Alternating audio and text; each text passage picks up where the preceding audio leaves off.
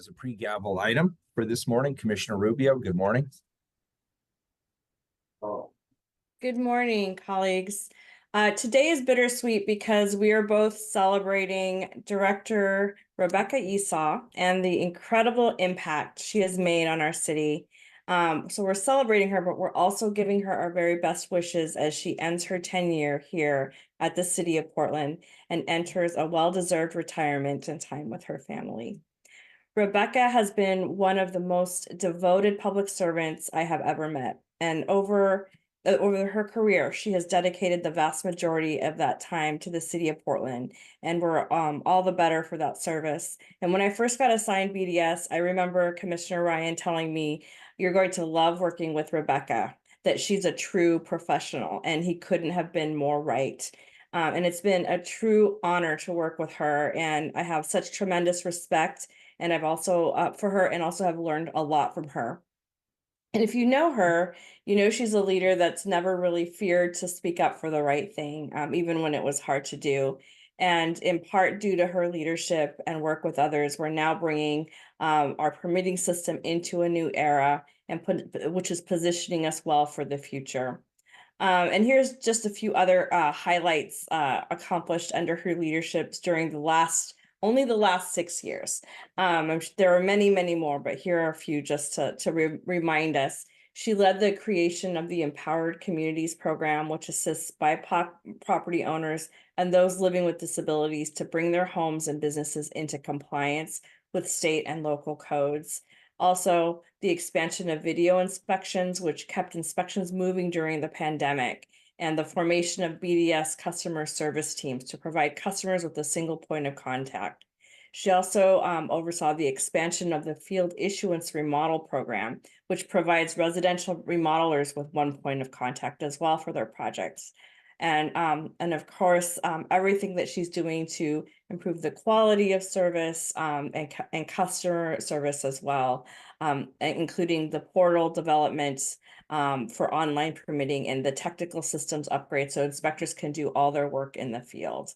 So Rebecca, you're a shining example of a true public servant, and you've not only helped to shape our city, but you've made an impact on the lives of Portlanders and so many of your staff and colleagues. So I want to thank you for your leadership, for your humility, and for just getting things done without all the fanfare and glory. But today is about showering you with some of that fanfare and glory. I know that's not something that you love, but today we hope that you just feel the depth of our appreciation and gratitude. So thank you, and we wish you joy and relaxation and success in your next chapter. And so I'll turn it back to my colleagues if they want to say anything.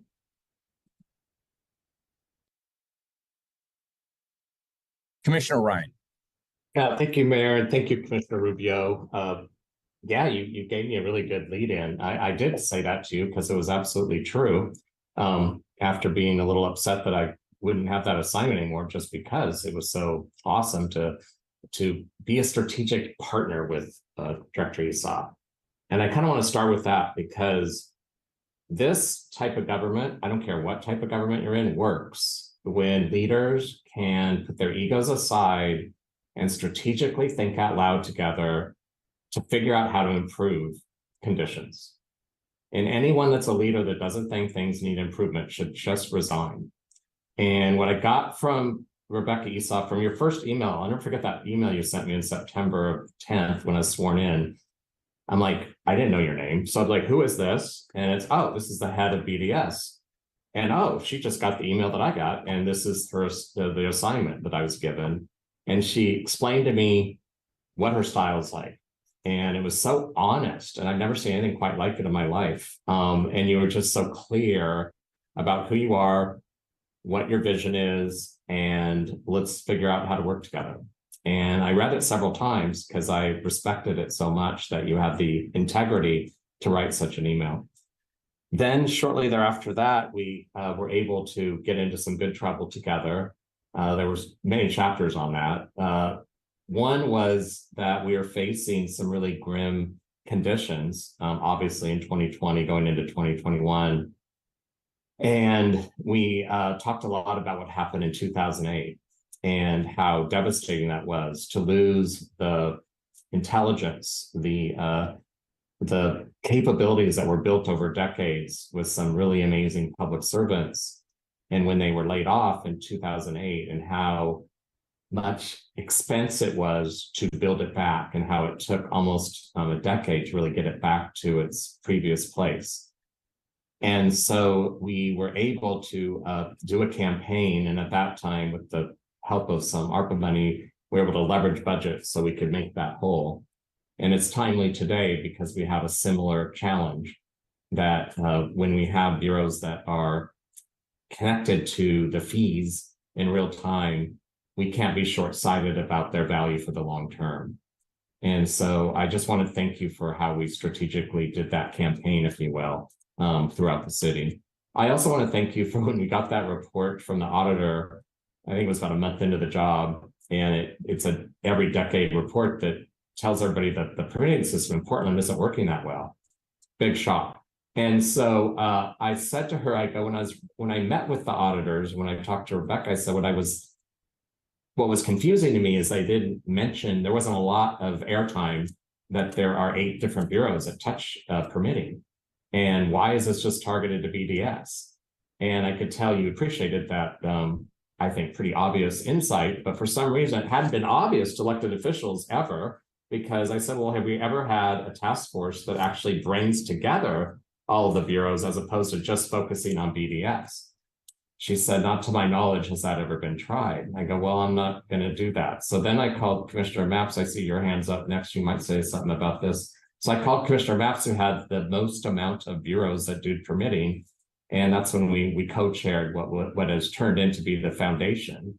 That's the soil work that had to be done so Commissioner Rubio could harvest the seeds, of looking at the importance of bringing everybody together. And even though it was COVID and we were all online, I'll never forget how many people I would get chats from that would say, thank you, Commissioner, I actually haven't met my peers that do this work in other bureaus. Like, that says everything right there. So for decades, the city was operating with a silo that was stubborn, so stubborn that they wouldn't even really connect with their peers in other bureaus. So as we move forward to unification, please know it was Rebecca Esau's putting her ego aside and knowing this was the right thing to do for the entire city, welcoming everyone to the table, sharing responsibility, taking leadership in a very humble way, but very persistent. And I will always be grateful for you that we did that work. We set up, and the last thing is we set up metrics. We did, like, why do we have to wait every 10 years to find out we're doing a bad job? Just like interview 10 people that have dealt with the permitting issues here in the city, and we'll know this. So it's like, we need real-time data, and you really persisted with that, and we now have that. And I think it sets a cultural trend that we need more in the city, which is making sure that we have metrics and we have dashboards so that we can track our progress. And when we see that there's mistakes, we have real-time information to know we have to improve it. Sounds so simple. We give report cards to children so they can improve. Adults need them too. Thank you, Rebecca Esau, for being such a great public servant. I'm going to miss you terribly. Thank you, Commissioner. Commissioner Mapps. I'll just echo and underscore everything my colleagues have shared. It's been a pleasure to work alongside the director. I want to thank her for her service to our city and wish you all the best in your next adventures. Thank you so much. I'd like to chime in here as well, Rebecca, and I think the world of you and your leadership, and you'll be missed. And it's not just your stewardship of BDS that makes me respect you. You'll recall that you and I met under really bad circumstances. It was May 26th, 2017, when one of your employees was murdered on a MAX train and was a victim of a hate attack on the MAX train along with others. And I was nowhere nearby. I, in fact, was en route to London on the first inaugural Portland to London nonstop flight. It was supposed to be a fun celebratory moment. Instead, what happened was the pilot came back and told me what had happened, that I needed to return, and I did. I, in fact, took the very same plane back, went through customs, which was kind of weird, and I went right back on the plane. And when I got back, I came back to a scene of chaos. You were incredible at that time. And you pulled your employees together at a time when they were in a state of shock and disbelief. And that's what I really think about when I think about your leadership. It's not the stuff people see, or did you get the report in on time, or was the budget spent as effectively as possible? That stuff matters in the near term, but what really matters over the long run is your character. And you have demonstrated exemplary character, and you've shown great leadership, and you've brought your employees together, and you've gone through all of those difficult organizational changes that Commissioner Rubio mentioned, and you did so with a lot of aplomb. And gosh, we'll just miss you. Your career has been an excellent one, and you've served the public well. You've served all of us well, and I'm really grateful for that. And I just also want to take this moment to remind people, Commissioner Rubio, we have a celebration today at 4 o'clock. Is it in the atrium, or where is that going to take place? You're muted. I'm looking at my calendar. We'll get that to you. Yeah, you know what? I think it's on mine too. Hey, let me just check quickly, because people will want to go. What do I think that is that for Director Bless? Oh, I'm sorry. Yeah. Not that we're not having your party. When do we have, Rebecca? When is your party? Right after Kathy blesses, come to the Lucky Lab on Hawthorne between 5 and 6:30. Excellent. Or tomorrow There you afternoon, go. I'll send it to all of you. There's a party at the office tomorrow afternoon. Good. So the Lucky Lab is tonight, or when is that? Tonight, from Okay, 5 to good. 6:30. That actually sounds awesome. And by the way, the guys who started the Lucky Lab are born and bred Portlanders. I was actually on a swim team with both of them when I was a little kid, and so I'm glad that you're supporting the Lucky Lab, and I will be happy to go there and drink beer. And again, it's for the economy. So Rebecca, thank you for everything you do. I'll turn it back to Commissioner Rubio. That's all I had today. We just wanted to take a moment and just appreciate her, and you will always be welcome back in, at City Hall and at the city, and we just appreciate you greatly, Rebecca, and you'll be missed. And but we're so happy for you as you start this next chapter of much deserved rest. Thank you for this, and thank you for all of you for your support over the years. It's been a long, wild ride, and thank you, Mayor Wheeler, for mentioning what you did about Ricky Best and coming back and supporting me and the staff as they were grieving and dealing with the shock of all that. That was huge, and I appreciated your support. I had just taken the director position, and your support by my side just meant so much. So thank you for that. Thank you all. You're awesome. I'll stop there. Thanks. I'm gonna miss you all. Appreciate you. Thank you so much. Bye. All right, colleagues, this is the December 13th, 2023 morning session of the Portland City Council. Keelan, good morning. Could you call the roll for us, please? Good morning, Mayor. Good morning, Commissioners. Maps. Here. Rubio. Here. Ryan. Here. Gonzalez. Here. Miller. Here. Now we'll hear from legal counsel on the rules of order and decorum. Welcome Welcome to the Portland City Council. To testify before council in person or virtually, you must sign up in advance on the council agenda at portland.gov/council/agenda. Information on engaging with City Council can be found on the council clerk's webpage. The presiding officer preserves order and decorum during City Council meetings. The presiding officer determines the length of testimony. Individuals generally have 3 minutes to testify unless otherwise stated. A timer will indicate when your time is done. Disruptive conduct, such as shouting, refusing to conclude your testimony when your time is up, or interrupting others' testimony or council deliberations will not be allowed. If you cause a disruption, a warning will be given. Further disruption will result in ejection from the meeting. Anyone who fails to leave once ejected is subject to arrest for trespass. Additionally, council may take a short recess and reconvene. Your testimony today should address the matter being considered. When testifying, state your name for the record. Your address is not necessary. Disclose if you are a lobbyist. If you are representing an organization, please identify it. For testifiers joining virtually, please unmute yourself once the council clerk calls your name. Thank you. Thank you. We'll start with communications. First individual, please, Keelan, item 1018. Request of Jared Essig to address council regarding public statuary and public safety. Good morning. I don't believe Jared has joined us.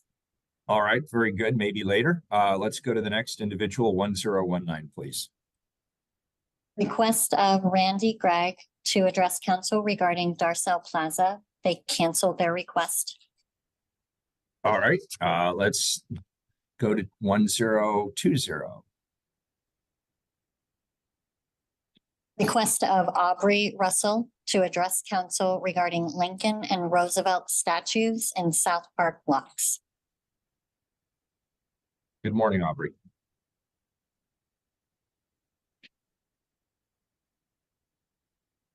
Aubrey, you're muted.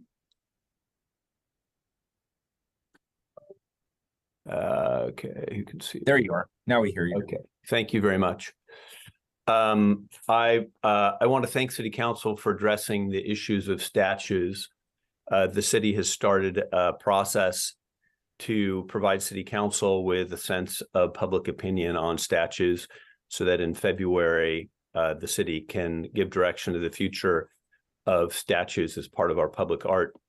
If the statues of Lincoln and Roosevelt are returned to the South Park blocks, I hope that they will be added to the National Register listing of the South Park blocks under the National Register of Historic Places.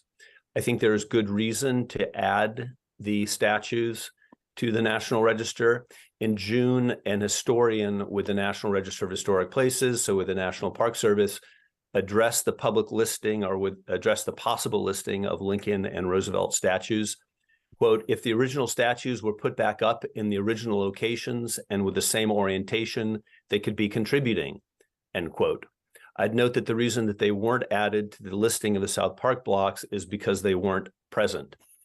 The current chair of the Portland Historic Landmarks Commission helped frame this issue during comments during the discussion of the listing of the South Park blocks. The protected contributing resources, such as statues, should logically flow from, he says, or relate to the park's character-defining features. The park's character-defining features, as they are described in the National Register listing, include plazas with focal points, which include statues. I hope it is fair to say that the statue of Lincoln relates closely to the plaza known as Lincoln Square. And in a similar way, I hope that the statue of Roosevelt relates closely to the plaza known as Roosevelt Square. Unfortunately, Parks and RACC have lobbied both the Landmarks Commission and SHPO to not include the statues in the National Register listing of the South Park blocks. I hope in the future the city will not work against a listing, but will work to maintain rather than subtract resources, historic resources from the South Park blocks. Since I have a moment left, I thought we could again play Name That President for you to guess which US president is defending, quote, American socialists, end quote. Quote, because of things I've done on behalf of justice to the working man, I've often been called a socialist. Moreover, I know many American socialists are high-minded and honorable citizens who in reality are merely radical social reformers. They are oppressed by the brutalities and industrial injustices which we see everywhere about us, end quote. That is Theodore Roosevelt. I hope Portlanders can appreciate why he was such a popular progressive president. If we're looking for villains to topple, I hope we can look elsewhere. Thank you.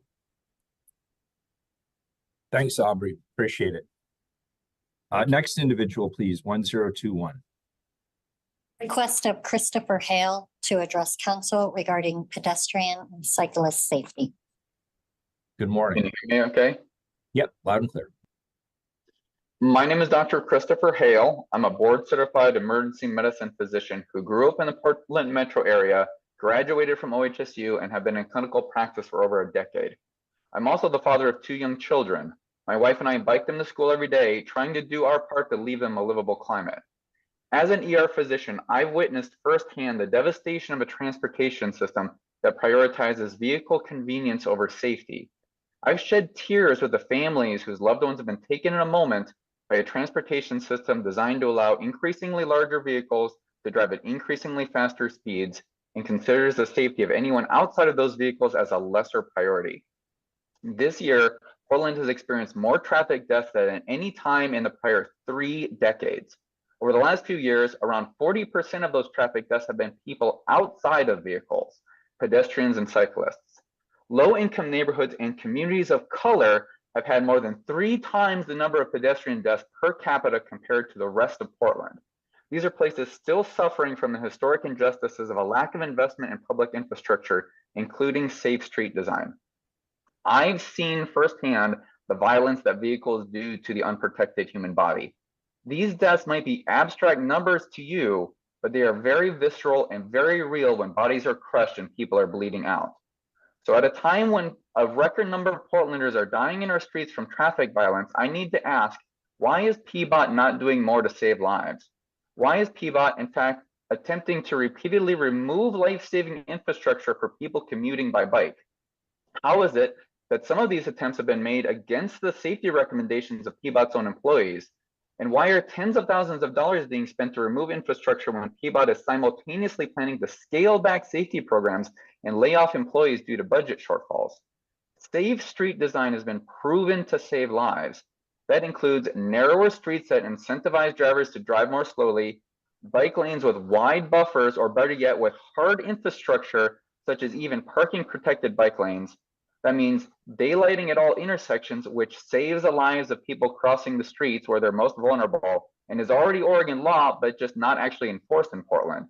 Budget shortfalls are an inadequate excuse when many of these changes could be made at the cost of little more than paint and having the political will to do what's necessary to save lives. What doesn't save lives is a campaign of simply asking drivers to please drive the speed limit and please don't drive distracted and pretty please don't kill people with your car. Building physical infrastructure and safe street design saves lives. Pursuing anything else is signing a death sentence for more Portlanders. So for those of you in city leadership who like to portray themselves as advocates for safe neighborhoods or like to tell people that you bike or your children bike, why are you making our streets more dangerous and deadly for Portland's most vulnerable, especially our children?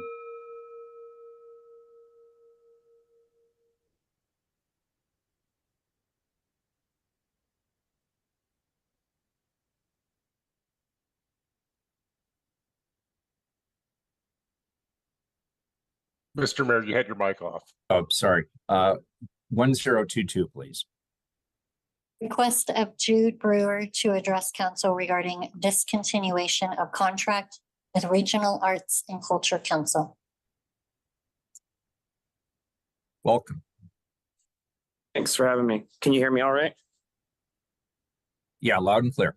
Okay. We see you as well. Thank you. Thank you for being there. Yeah.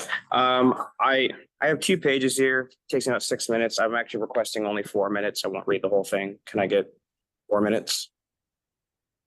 You have 3. Okay. In December of last year, when RACC's Executive Director Carol Tatch came here in person to give a presentation to this council, Commissioner Mapps expressed frustration with RACC and chose to hone in on their total revenue versus their expenses, citing a $900,000 deficit. Why this factored into a no vote for Mapps is beyond me. RACC distributes 57% of their funds as grants to artists, totaling over 80% of its funds on programs and services, which is in compliance with recommendations from the Better Business Bureau. And the 2018 audit had absolutely nothing to do with the deficit or any concern with RACC overpaying themselves and underpaying the community. The 2018 audit was about RACC lacking a satisfactory document that outlined their strategic plan. The only other no vote from the council was from Commissioner Hardesty, who wanted to know why Portland is so invested in a regional council, stating that she doesn't want to fund the region. They want to fund Portlanders. I wish Mayor Wheeler or any of their fellow council members would have called out Hardesty regarding her point about being so invested in the region. Need I remind the council of the 1995 Intergovernmental Agreement, which requires RACC to be a regional arts organization, as it should be regional. Portlander versus region sounds to me like coded racial language that seems to suggest that the council wants to focus more on white Portlanders as oppressed to the more diverse regional communities and populations. A Portlander is defined by much more. Artists who have mailing addresses in Portland while living outside of the city limits are still Portlanders. Those who have been pushed out of Portland city limits due to rising costs and gentrification are still Portlanders. Those who used to live in Portland houses and are now living on the streets of Clackamas are still Portlanders. The report presented by RACC last December was rejected because of a default vote. Commissioner Ryan had left before the presentation even finished. Mayor Wheeler had missed the presentation altogether. Those two absences, along with the issues Mapps and Hardesty brought up, which had nothing to do with the 2018 audit, I believe rattled Executive Director Carol Tatch. She misspoke, had trouble with pages being out of order, and has since been removed from RACC for unknown reasons. Carol Tatch was the first non-white executive director of RACC, and after 28 years, the organization loses its funding. When a vocal Black woman who is concerned with artists of color is in charge, we can only conclude that the behavior of this council and the mayor of Portland is anti-Black misogyny in action to strategically defund a longstanding organization that provides funding for the region. When I tried to arrange a meeting with Mayor Wheeler, I received no reply. When I tried to arrange a meeting with Jeff Hawthorne, the new City Arts Program Manager, he pivots to recommend a guest on my show for when the city debuts its new Office of Arts and Culture in 2024. It's clear the city wishes to redirect the funds toward their own internal organization, to bring it back within a state of hyper control. As for some reason, the members of this council do not approve of what RACC defines as an art worthy of funding. Instead, the city will prioritize grants from billion-dollar foundations like the Mellon Foundation in order to erect more statues around the city, as if statues will prove that Portland has finally overcome its racial atrocities, all while still committing them. These statues do not make the kinds of sweeping change in this world like the art that our community produces. And for the sake of our community, I hope RACC can grab that bid before the city subsidizes large arts organizations and not enough artists, especially artists of color, as the late Commissioner Nick Fish was most concerned about. Thank you. Thank you. I will just make one comment. And I know this is a common refrain, particularly amongst progressives in Portland, but I want you to know I vehemently disagree with you when you suggest that because I disagree with somebody who happens to be a person of color, I am therefore racist. I want you to know I do not accept that. And I think that's beneath you and anybody else to suggest that. Let's talk about the ideas. Let's talk about the facts. Let's have a competition of ideas. That's what democracy is for.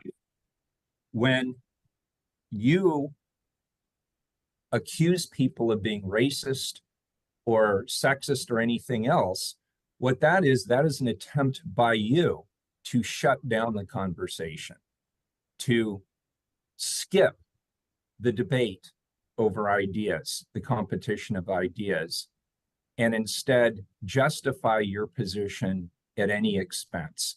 And I just want you to know, I don't accept that. Others may be afraid to call that out. I'm not. And so I just want you to know, I strongly disagree with you. Commissioner Ryan. Yeah, thank you, Mayor. And Jude, I just wanted to say a couple of things for the record. When you said that I left, I did leave. I had to leave because there was a security issue at home. So in this work, I've had trespassers at my house, unfortunately, almost 20 times, and it would happen to be during that vote. or during that discussion, so I had to leave early to go home to be with my spouse. And also I do know that the point to my office, Darian Jones, has been in touch with you, and I hope that you reach back. I know we had 4 arts talks throughout the city. I don't know if you attended any of those, so you could just have the objective, clear information as we build something better for, I think, all of our artists and all of our arts organizations, and that taxpayers can get a better bang for their buck and a better return on investment for something so near and dear to all Portlanders, which is a vibrant arts ecosystem. Thanks. Well, I would like to keep the conversation going, so I will continue to try and have meetings so we can continue to talk about it, because that is not what I'm interested in doing. I'm not trying to shut communication down. So thanks. Good. Thank you. Did any of the other individuals, Keelan, show up who wanted to testify? No. Good. We'll move to the first time certain items, please. Item 1023 and 1024 to be read together, please. Item 1023, accept the 2022-23 Parks Levy Annual Report. Item 1024, accept the 2022-23 Parks Levy Oversight Committee Annual Report. Commissioner Ryan. Thank you, Mayor. I am so honored to bring these items to council today to celebrate Portlanders' investment in parks and recreation. The Parks Levy is critical funding support for park services, providing 1/3 of the funding for park operations. Our steadfast commitment to deliver recreation for all, protect and grow nature, and foster community partnerships remains unwavering and transparent. This levy represents what makes Portland, Portland. This is why many move here, and when we were born here and we move away, it's why we yearn to return. One of the commitments to voters was to convene a Parks Levy Oversight Committee.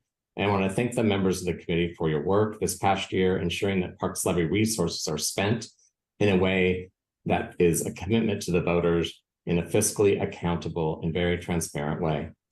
To ensure this, a midpoint audit of the levy will be conducted in year 23-24 to evaluate compliance with levy ballot language, ensure fiscal responsible operations with appropriate documentation in place, and of course, transparency and functionality.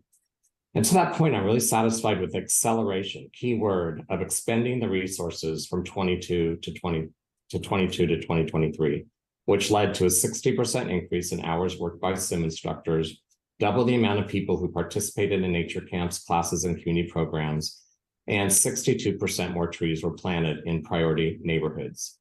Building back from the onslaught of challenges from the COVID shutdown to the labor shortages was a struggle for everyone. And the urgency in which this team has responded gives me hope and confidence as we move forward to steward the people's money for what we all cherish, our parks. And now I'd like to introduce Adina Long, the Director of Portland Parks and Recreation. Adina, take it away. Thank you, Commissioner Ryan. Good morning, Mayor and Commissioners. I'm excited to share that year 2 of the Parks Levy has seen progress on all of the commitments made to Portland voters in the voter pamphlet. The report materials presented today cover key actions, finances, and performance measures from fiscal year 22-23. I want to thank the Portland Parks and Recreation staff who played a critical role in delivering programs and services. The Parks Levy support for delivering services has also gained national recognition. In 2023, Portland's Parks and Recreation system was ranked 9th out of 100 in the nation's most populated cities by the Trust for Public Land. I'm grateful for Portlanders' investment in Portland Parks and Recreation. I'm now going to turn it over to Claire Flynn, our Parks Levy Coordinator, who will present an overview of the fiscal year 22-23 Parks Levy Annual Report. Claire. Thank you, Director Long. Good morning, Council. My name is Claire Flynn. I'm the Levy Coordinator for Portland Parks and Recreation. Let me go ahead and share our presentation.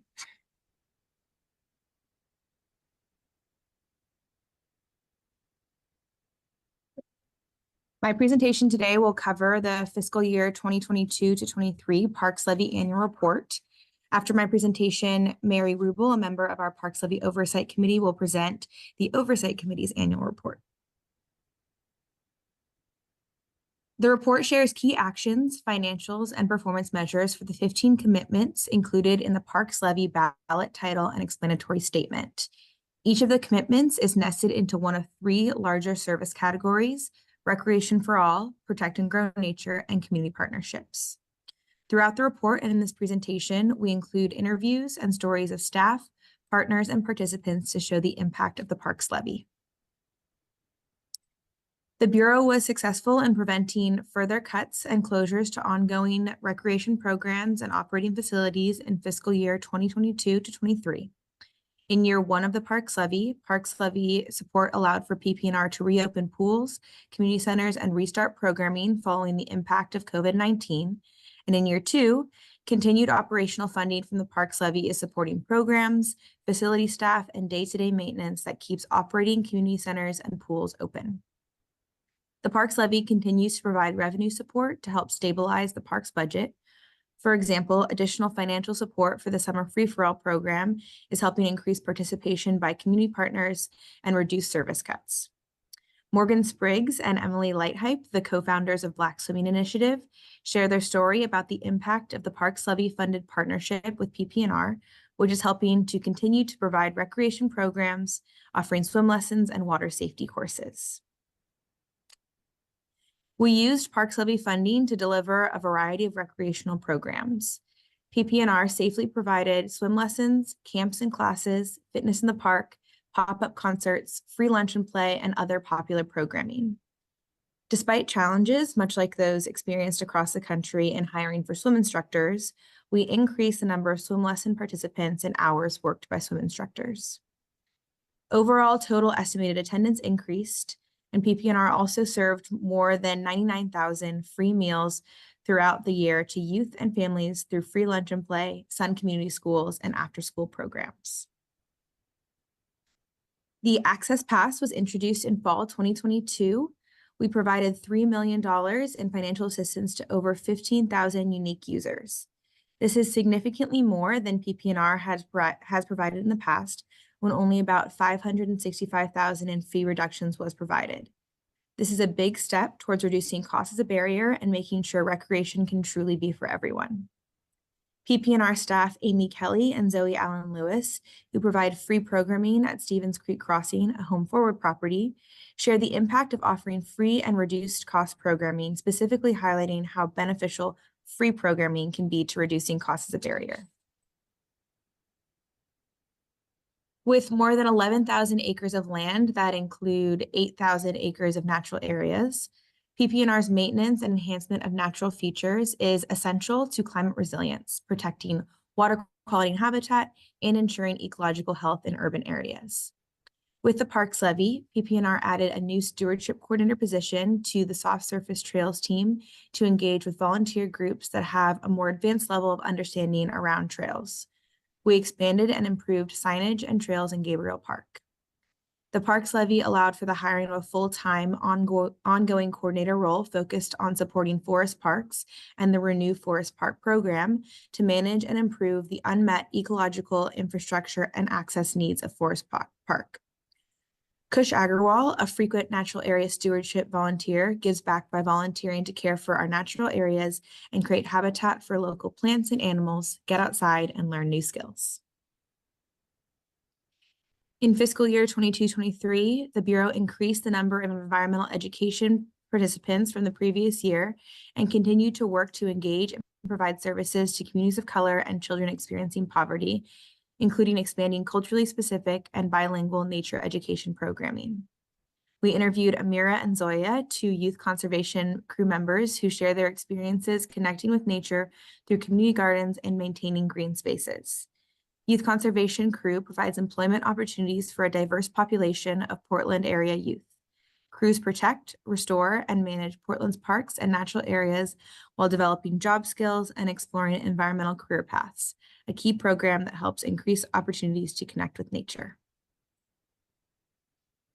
A large portion of the Parks Levy spending this year was on enhancing park maintenance and cleaning parks.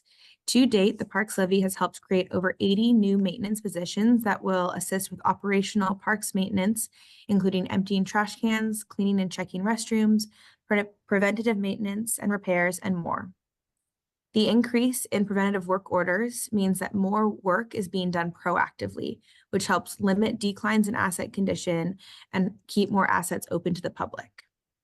Open restrooms were visited regularly for daily checks and cleaning. And as the city continues to face many challenges, park spaces are no exception. Increased usage of restrooms, garbage cans, and open spaces can increase maintenance needs. Enhanced park maintenance as part of the Parks Levy is important to ensuring that parks are maintained for all users. I want to echo Director Long's thanks and acknowledgement of park staff working in parks and natural areas who have continued to ensure that parks are clean and safe. The benefits of Portland's tree canopy are not distributed equally, with less tree canopy east of the Willamette. The Parks Levy is increasing holistic care for park trees. For the first time ever, thanks to the Parks Levy, PP&R has the funding to care for park trees beyond emergency maintenance. PP&R continues to engage Portlanders in tree planting, educational events, and tree-related outreach. In this section, Robin Lish, a Home Forward property manager at the Tamarack Apartments, shares their experience working with PP&R's urban forestry team to host a planting event that engaged residents in tree planting and education, noting that everyone who participated in the tree planting event, from Tamarack residents to community members to volunteers, left that day feeling a greater sense of connection. In fiscal year 22-23, PP&R increased trees planted, planting almost 2,400 trees in priority neighborhoods, which are areas where canopy levels are lowest and where there are the largest inequities in urban canopy relative to race and income. In fiscal year 22-23, the Parks Levy also helped support the development of a new volunteer management software, which will support staff and provide better volunteer metrics for analysis. Additionally, the Bureau moved forward the project to upgrade the maintenance work order system, which will support PP&R's efforts to deliver equitable and efficient maintenance across the city. And additional internal efficiencies have been developed, including the Urban Forestry web app that will improve communication among work groups, makes the decision-making process around tree planting much easier, and will allow for more proactive collaboration with other PP&R teams to grow Portland's urban forest. In fiscal year 22-23, the Bureau continued to be advised by the Parks Levy Oversight Committee, and in a moment you will hear from Mary Rubel, a member of that committee. The committee meets quarterly and reviews information on progress towards the Parks Levy commitments, advises on transparency and communication, and receives topical presentations. Additionally, to date, we've established our internal quality checks and controls with the finance team, and we are preparing to conduct the performance audit during year 3 of the Parks Levy as required by ballot language. This commitment is very closely tied to the overall theme of centering equity and is really about the how we do this work. Parks Levy funds supported things like community engagement, working with community partners and organizations who serve populations that PP&R is centering. The Community Partnership Program has continued to evolve and expand, granting funds to additional partner agencies and serving over 3,490 youth in fiscal year 22-23. Pamela Slaughter, a Community Partnership Program grantee, and Veronica Agribon, a grandparent of a program participant, spoke to the impact of grant funding on people of color outdoors. With PP&R funding, her organization can host more kids and expand programming to additional seasons. In fiscal year 22-23, the Bureau successfully delivered parks and recreation services to a wide variety of users and implemented initiatives such as early registration, community partnership program grants, and work order prioritization. We continue to refine the early registration pilot program, an effort to work with local partner organizations who serve the communities that PP&R is centering to provide assistance for registration and accessible registration materials. This year, we've included and tracked workforce diversity and demographic measures related to the Parks Levy. Workforce diversity is part of this commitment, particularly in helping PP&R-centered communities see themselves in our workforce. Workforce measures show how PP&R is moving forward a workforce representative of PP&R-centered communities. This is a high-level summary of Parks Levy funding spent in fiscal year 22-23. The full report breaks down the total spending further by the 15 commitments, as well as lists out expenses by service area and work group. In total, at the bottom, you can see the Parks Levy resources were able to bolster additional operating resources to increase services and activities and meet voter commitments. Of the $74.22 million total spent on services and activities after fee-related and other external revenue adjustments have been made, Parks Levy funding supported $25.47 million of that spending. Additionally, per City Council's direction in the ballot referral, the Parks Levy was required to reimburse the Portland's Children's Levy for the amount of compression impact the Parks Levy caused the Children's Levy. So with that, the total amount of Parks Levy funding spent this year was $25.82 million. This Parks Levy spending in fiscal year 22-23 leaves a balance of $22.17 million in fiscal year 22-23, which will be rolled over into future years of Parks Levy eligible service delivery. The underspending is a result of a continued ramp up and bringing on new materials and supplies to facilitate additional capacity. While the second year of the Parks Levy saw underspending, we anticipate that in year 3, we won't see underspending as we continue to ramp up, and that by year 5, expenditures will outweigh revenues. Retaining initial underspending in the Parks Levy fund is critical to ensuring full service delivery over the life of the Parks Levy. We appreciate the opportunity to share the Parks Levy annual report and the Parks Levy Oversight Committee report with you. With that, I'd like to invite Mary Rubel to speak and present the Parks Levy Oversight Committee annual report. Mary recently joined the committee in July 2023 and, along with the rest of the committee, reviewed the Bureau's annual report materials in October 2023. Mary has a long history of civic engagement and advocacy for Portland Parks. Her commitment to the community is demonstrated through leadership roles as chair and board member of Portland Parks Foundation and the Portland Parks and Recreation Advisory Board. She has also contributed expertise and time to various arts, environmental, and social services organizations in Portland, including the Nature Conservancy of Oregon, Portland Center Stage, the Regional Arts and Culture Council, and Self-Enhancement Incorporated. Thank you for joining us today, Mary.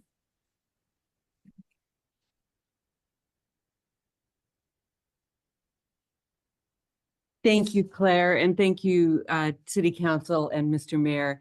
I am Mary Rubel. I'm a member of the Parks Levy Oversight Committee, and I'm pleased to share the committee's second report, which is a response to fiscal year 2022-23 Parks Levy annual report and Portland Parks and Recreation's actions in fiscal 2022 and 23. We are a committee of 5 community members. We meet quarterly, and our role is to review information and verify general compliance with and progress toward the purposes of the Parks Levy, to advise on transparency and communication strategies, to counsel on the annual report and future independent audit processes. My peers on the committee are currently Alicia Blakely, Silas Sanderson, Tim Williams, and Zay Conant. Previous members who served during years 1 and 2 of the Parks Levy are Judy Bluehorse Skelton, Maria Velez, and Paul Agrimis.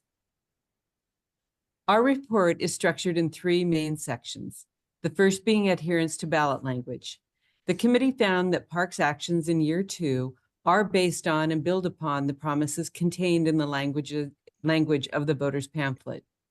We encourage Parks to continue to expand and refine performance measures related to the 15 commitments, including comparisons to past performance, to establish and provide quantification on what progress in each commitment looks like for the Bureau.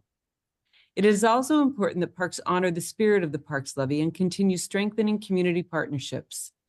We commend the Bureau on their use of community partnership program to increase impact and reach, and we encourage the Bureau to enhance investment in Portland's tree canopy. These are 2 crucial elements of the Parks Levy ballot language. Our recommendation is that Parks continue to use the 15 commitments for tracking progress as they have been doing, and that they refine performance measures to speak to success beyond adherence on the ballot language. Related to fiscal accountability, through the annual report and oversight committee meetings, Parks was very transparent and accountable in tracking and communicating use of the Parks Levy dollars. We recommend continuing to use the leverage funding model, ensuring that it is clear and auditable, particularly in tracking Parks Levy expenses at multiple levels, including commitment, service area, work group, and line item to clearly demonstrate where Parks Levy dollars are spent. The committee also acknowledges that while the Parks Levy is allowing the Bureau to avoid service cuts and make progress on operating levels, it does not solve all of the Bureau's long-term financial and ongoing financial needs, including its capital maintenance needs for major repair and maintenance. We urge Parks and City Council to prioritize funding to address either incrementally or in full the nearly $600 million maintenance backlog to support continued delivery of critical park services. In terms of transparency, Parks has been responsive to the interests of our group, creating time in meeting agendas for topical presentations that we have selected and educating the committee by sharing information on Parks Levy related initiatives in a timely manner. We were particularly impressed with the transparency and information sharing around underspending of the Parks Levy in years 1 and 2. We understand that ramp-up activities like approving and filling new positions, as well as creating workspaces and equipment purchasing for those positions, means that related Parks Levy expenditures have occurred at a slower pace in years 1 and 2 than they will in future years. As such, the committee expects increased outcomes and impact in the upcoming years of the Parks Levy. We encourage PPNR to enhance transparency by adding additional context to performance measures, as well as speaking to Parks Levy impact by comparing by program current service levels with the Parks Levy to levels without Parks Levy spending. I want to thank City Council for your continued support of the Parks Levy and look forward to future years of success. With that, I'll pass it back to Claire. Thank you, Mary. We're excited about the progress made in year 2 of the Parks Levy and are grateful for the support of the Parks Levy Oversight Committee. That does conclude our presentation. So with that, I'll open it up to questions and discussion. Very good. Colleagues, at this point, we'll take any questions anybody has or any discussion. All right, it was a very good presentation. I'll entertain a motion. Oh, I'm sorry, we need to see if there's public testimony. Yeah. Keelan, do you have public testimony on either the annual report for the Parks Levy or the Oversight Committee report? No one signed up. All right, I'll entertain a motion to accept the 2022-23 Parks Levy annual report. So moved. Commissioner Ryan moves. I'll second. Can I get a any further discussion on that? Please call the roll. Apps. I want to thank our guests for today's presentation, and I want to congratulate the Parks Bureau and Commissioner Ryan on the good work. I vote aye. Rubio. I want to thank Commissioner Ryan for his leadership on this, and also Director Long and all the staff for their excellent work over the year. And thank you to the board for your great leadership and advocacy as well. I vote aye. Ryan. Yeah, thank you, Director Long, Claire, and Mary Rubel. In fact, I just want to say everything Mary said, just do that. Really great comments. But I really want to take some time to recognize with a lot of gratitude for Parks and Rec staff. Like the Director Long said, they really made a lot of progress into year 2, and like a lot of workforce dependent, rapid hires and workforce, which Parks so depends on, especially in the busy, drier season in the summer. It was rough, and everyone knows that industry wide. So I really loved seeing the hustle that went into this past year. In fact, we had metrics that were tracking the hiring and really made it a campaign internally. And I know there's momentum. So with that, I really heartfelt thanks for the staff for rallying and turning that around. I also want to really thank the many volunteers. There's so many volunteers in the parks system, and it's hard to always measure that value, but we don't get to thank them enough. So any parks volunteers are tuned in, thank you so much for hanging in there. Because the Parks Levy was able to ramp up and increase capacity for access to classes of programs and more, I just want to highlight a few more here from the data that's in the report. I think it's important to remember that also when you're building something, it's like this. When you're an executive, you know it's really quite easy to turn something off, but it takes a lot of effort to turn it back on and to build it back up. And as we make tough budget decisions, we have to keep remembering that in terms of the capacity as we deliver services for Portlanders. But seeing a 60% increase in the hours worked by swim instructors this past summer, and doubling the amount of financial assistance for those efforts to have access to our programs, the 85% increase in the total number of people receiving financial assistance, and doubling the amount of people who participated in nature camps, classes, and community programs, and the 62% more trees planted in priority neighborhoods. These are all real results. And if it wasn't for Portlanders' commitment to the levy, none of that would have happened. So we are seeing real results. And more importantly, we need to keep seeing that acceleration in year 2. I'm just happy to accept the 2022-2023 Parks Levy Annual Report and the Parks Levy Oversight Committee Annual Report. I vote aye.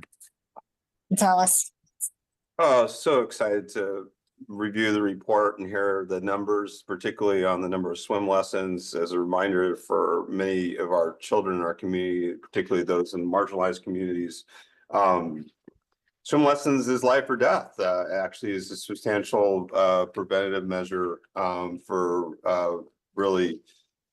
drownings in our most marginalized communities. So just ecstatic to see the numbers grow there. It's also, I think it's a reminder for Portlanders, the levy was essential in getting our parks back up and running, our community centers up and running coming out of the pandemic. And we were facing really dire scenarios if not for the support of Portland voters in the levy to really reemerge. So I vote wholeheartedly aye for accept this report. Thanks. Wheeler. Good work to Commissioner Ryan and his team and to the whole park staff. I'm happy to vote aye. The report is accepted. To the Parks Levy Oversight Committee Annual Report, can I get a motion to accept? So move. Commissioner Ryan moves. Commissioner Maps seconds. Any further discussion? Seeing none, please call the roll. Maps. aye. Rubio. Aye. Ryan. Aye. Gonzalez. Aye. Wheeler.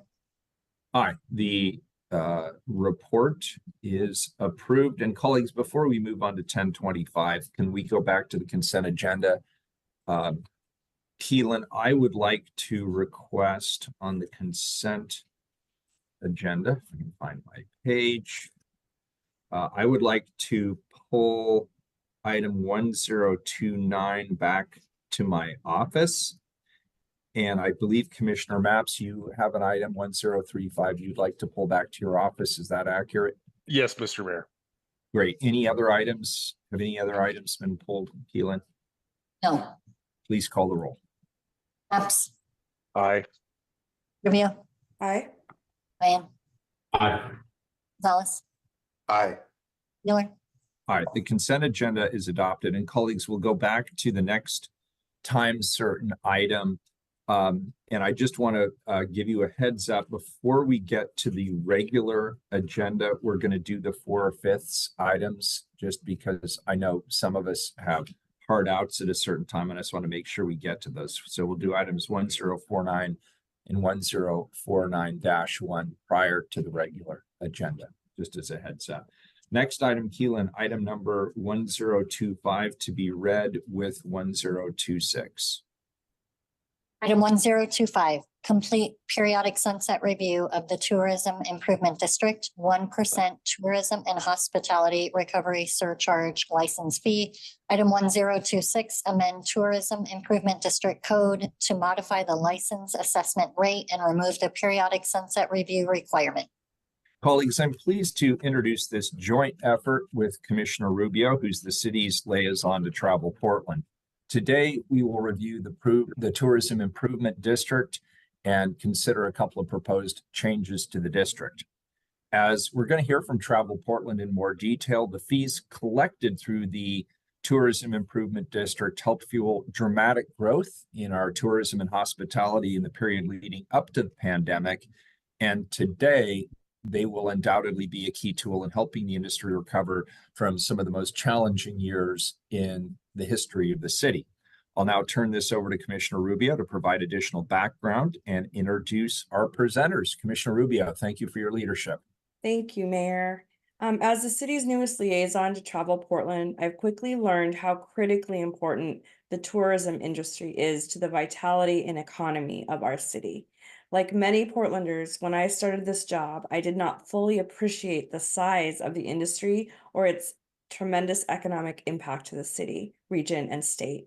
Nor did I fully appreciate the depth and severity of these challenges that are facing the industry right now. And these are challenges that are very real and consequential. So today, unfortunately, hotel stays in Portland remain well below their 2019 peak and well below our peer cities who have seen so much faster recovery post-pandemic. Travel Portland and city staff will share more details, but I wanted to note that the tourism and hospitality industry accounted for almost 37,000 jobs in Portland prior to the onset of the pandemic and 5.6 billion, that's billion, in direct visitor spending in 2019, making it an important economic pillar in our community. We need to do everything we can to get back to and surpass those levels of economic activity. And an important part of that spending is the 5% local transient lodging tax that goes directly to the city's general fund. Of course, the general fund pays for vital services like parks, planning, and emergency services.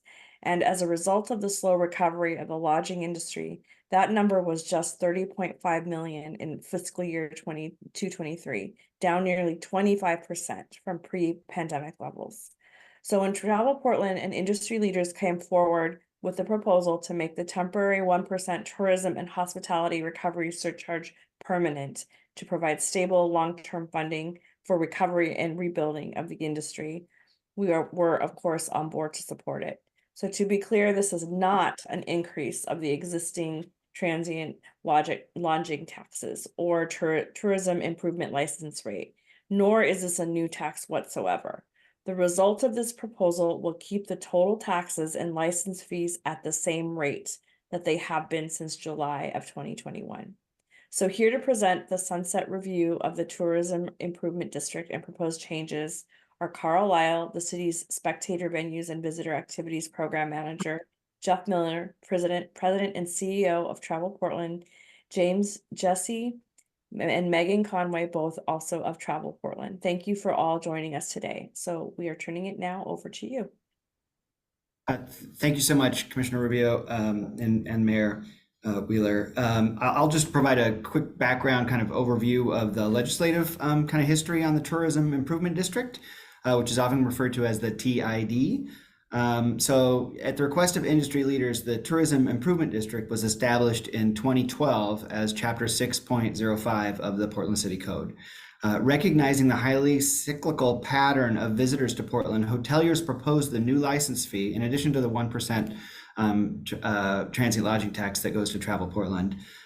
They proposed this additional license fee to fund additional marketing and promotional programs aimed at increasing overnight stays in Portland, particularly during the winter months when bookings were typically decreased versus the summer period when things are busier. The fee was in 2012 set at 2% of the room rate charged and initially only applied to hotels with 50 rooms or more.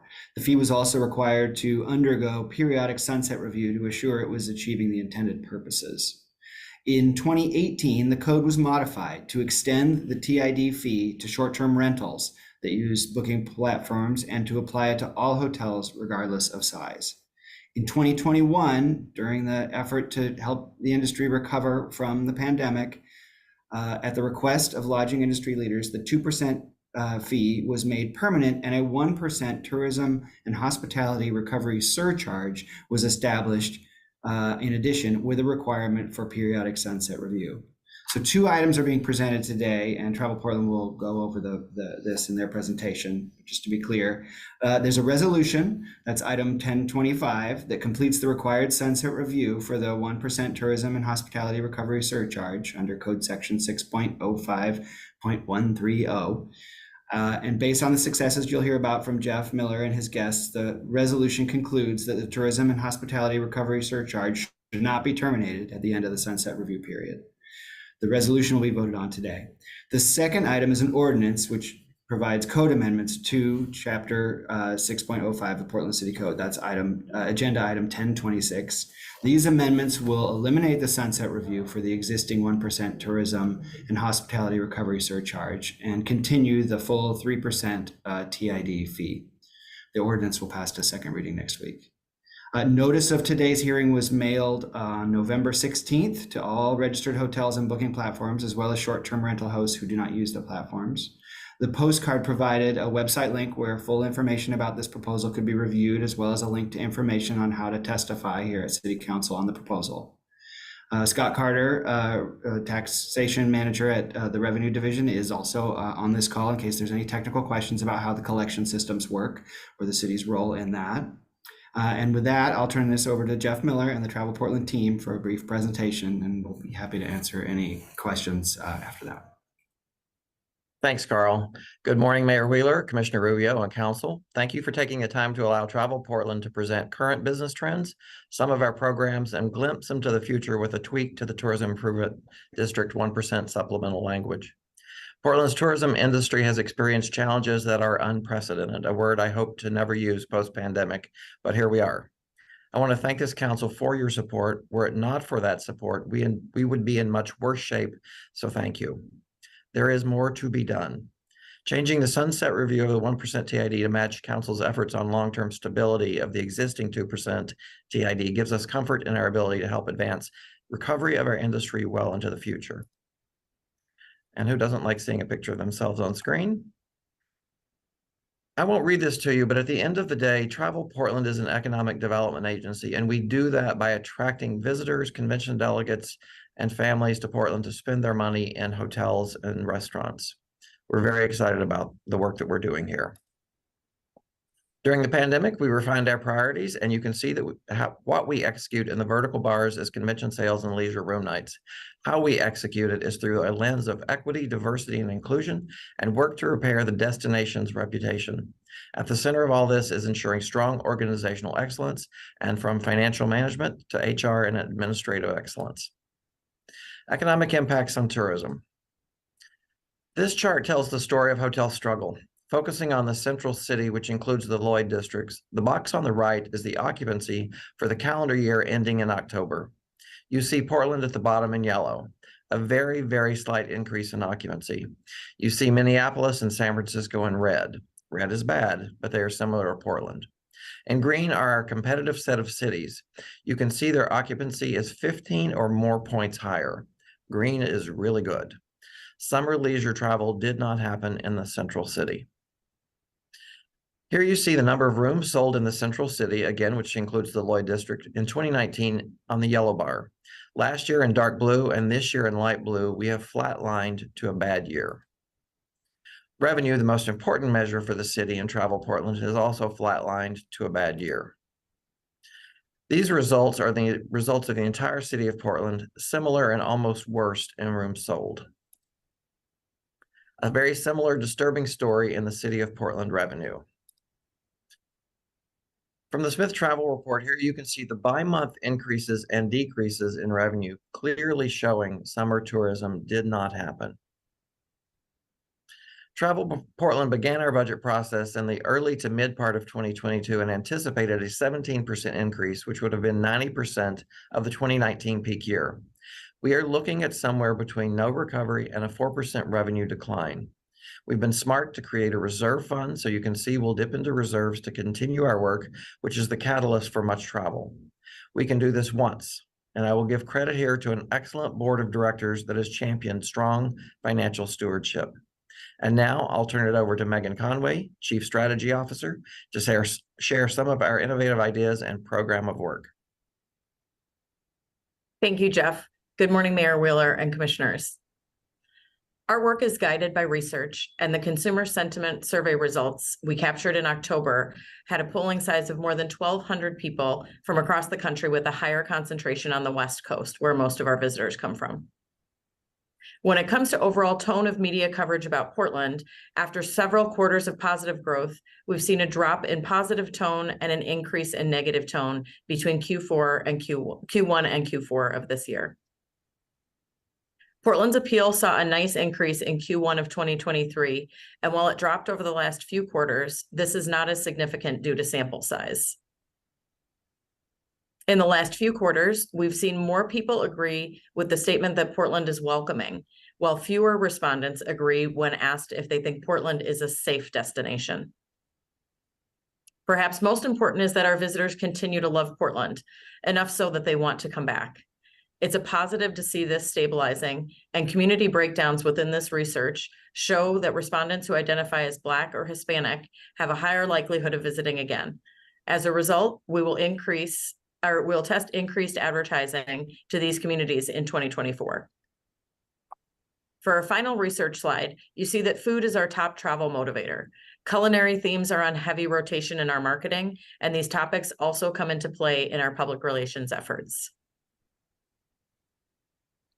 In 2022-23, Portland enjoyed one of its strongest years of media attention in travel, lifestyle, culture, and culinary focused outlets, earning 323 placements with a combined reach of 5.2 billion impressions. And I'll highlight a few of our favorites. As expected, our culinary scene dominated with extensive coverage of new restaurants. Gregory Gourdet's spectacular Con led the way, but other restaurants owned by people of color also commanded a lot of coverage. Aside from Bon Appetit and New York Times, which are shown here, the team earned significant culinary accolades in Food and Wine, Esquire, Saveur, Sunset, and Robb Report.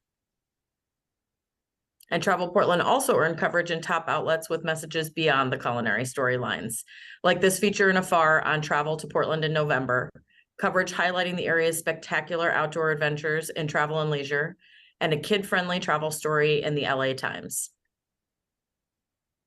We earned coverage of Portland's cultural communities and diverse experiences in outlets such as Essence and Travel Noir. And this coverage happens as a result of deliberate efforts to share these stories. Our PR team featured minority businesses or diverse story pitches in more than 1,000 engagements with media last year alone. And in September, Travel Portland partnered with the Black Travel Alliance to host the organization's first ever Creators Weekend. The group visited with more than 20 local partners, the majority being Black-owned businesses, and they posted more than 40 times, totaling more than 71,000 impressions and 13,000 comments, likes, shares, and saves. Travel Portland is now engaging with a strategic communications partner to chip away at the negative media sentiment and insert more elected and community voices into the national news cycle. This work will be about how we connect the media to people in the community who have different perspectives, opinions, or expertise on the challenges and the actions being taken to address them. Thank you, Mayor Wheeler, for your team's support on this initiative. This is really a long game, and a true shift in tone, sentiment, and perception will not happen overnight. Shifting gears, I'll now discuss our partner and business engagement, as well as visitor services. We are proud to have increased our total number of Travel Portland partners and also our BIPOC and women-owned businesses. We offer no-cost partnership levels, and Travel Portland covers the budget for all partners to work with Local, which is a company that helps with Google optimization. Next, the Travel Portland Visitor Center. This map again orients you to our location, where the team participates in West End Wednesdays and operates as a Culture City sensory inclusive certified venue. Our team serves up to 250 visitors per week, with 40% of those being international travelers. The top question we receive is if there is a hop-on, hop-off city bus tour, and Commissioner Maps, we hope to work closely with you and PBOT to bring this valuable visitor offering back to downtown in the future. Other top questions are where to eat, of course, and where people can find public restrooms. Most downtown restrooms, as you know, are locked or exclusive to employees or customers. Recognizing this as a critical visitor need, Travel Portland has twice funded keeping public restrooms at Pioneer Courthouse Square open on weekends. Travel Portland leans into destination stewardship through our strategic grants, investments, and sponsorships. This year, we prioritized activation and revitalization in the Central City. Our applications require estimated attendance and out-of-town visitor projections to ensure that we are supporting large visitor-facing events that will provide leisure travelers with things to do while they're in town. For events supported between July and December of 2023, 13% of more than 35,000 total attendees were overnight visitors who generated travel spend and hotel room nights. Our 2023 grant cycle funded projects selected for their positive impact on the visitor experience. Milagro Theater, for example, was selected not only for its programming appeal for leisure travelers, but also for the theater's proximity to the convention center and its capacity to host groups. The establishment of the Portland Events and Film Office has been a game changer. A longtime partner of the Film Office, we utilized funds from the 1% TID we're discussing today to support the Film Office efforts with $170,000 this year. And we look to engage in a funding partnership with the events team in 2024 and beyond, thanks to these funds. The film team's work is critical to the recruitment and support of high-value broadcast productions that highlight Portland and shine a positive light on our food, our natural wonders, diverse communities, and more. In October, Discovery Channel aired an Adventure Cities Portland episode, and in 2024, Samantha Brown's Places to Love will feature Portland on PBS. With Travel Portland's support of EDI investments in local production organizations, the film team has funded more than a dozen events, including Sneaker Week's Kick Flicks, Black Filmmakers Lab Lion Speaks, and the Cascade African Film Festival. As you heard from our events office partners 2 weeks ago, the first round of scale-up grants is underway, and Travel Portland has contributed $100,000 to this program. As a founding partner, Travel Portland also continues to support My People's Market with a $50,000 annual investment. Solidifying the 1% will allow us to continue funding the critical work of the Portland Events and Film Office. Additionally, it will enable long-range strategic planning to ensure the partnership continues to bring benefit to the city in the future. Portland should be viewed as a top city for hosting events and broadcast opportunities, and this partnership will put us on a path toward achieving that. Thank you all for the joint effort between the city and Prosper Portland to establish the Event and Film Office. Their work is driving foot traffic, energy, and engagement to downtown. Thank you, and now I will pass things off to our Chief Sales Officer, James Jesse. Thank you, Megan. Good morning, Mayor and Commissioners. This TID is also instrumental in our efforts to generate leisure demand for Portland.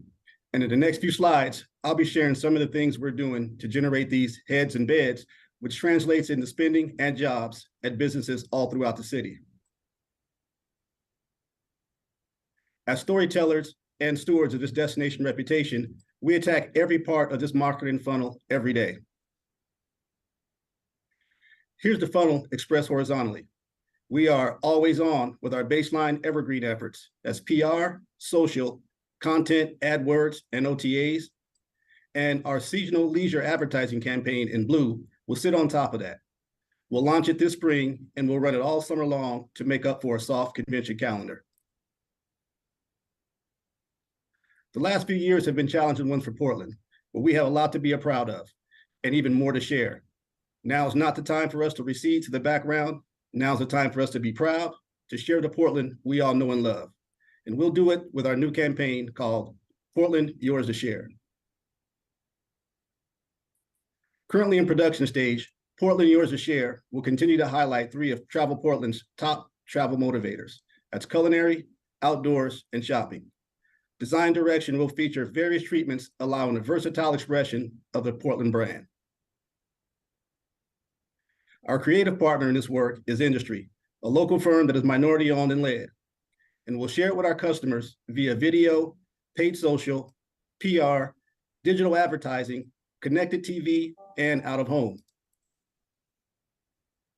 And we're committed to showing up in big, bold ways that cut through the clutter and inspire our potential visitors. And when the time is right, once we have the confidence that the on-the-ground situation in downtown has improved in visible, tangible ways, we intend to make a big splash that generates buzz and marks an inflection point in our story. Earlier, I spoke about our work with online travel agencies, which we are particularly proud of. and which illustrates how the TID supports smaller limited service hotels. Through our partnership with AHOA, the Asian American Hotel Owners Association, Travel Portland created and is funding free marketing programs that are available to AHOA members located throughout Portland city limits. These programs are elevating AHOA's members' visibility on online booking sites. And as you can see, these programs are delivering both a room night lift and a solid return on ad spend. In plain terms, the Portland convention market is currently facing major headwinds that to this point have made recovery very difficult. The impacts of COVID and the complex reputational and safety issues have created a situation where Portland faces a devastating cliff of convention business downturn in the next 9 months. This chart illustrates the annual view of the challenges ahead for the convention and meetings market. The steep fall in events, overall events for years 2025 through 2030 are at woeful pace levels that the local industry is working very hard against. Here's a monthly view of the future booking pace for the same 2025 through 2030 time period as the previous slide. Red is bad, but white is worse. And this illustrates how dire the situation is that is truly unlike any of our competitive set cities.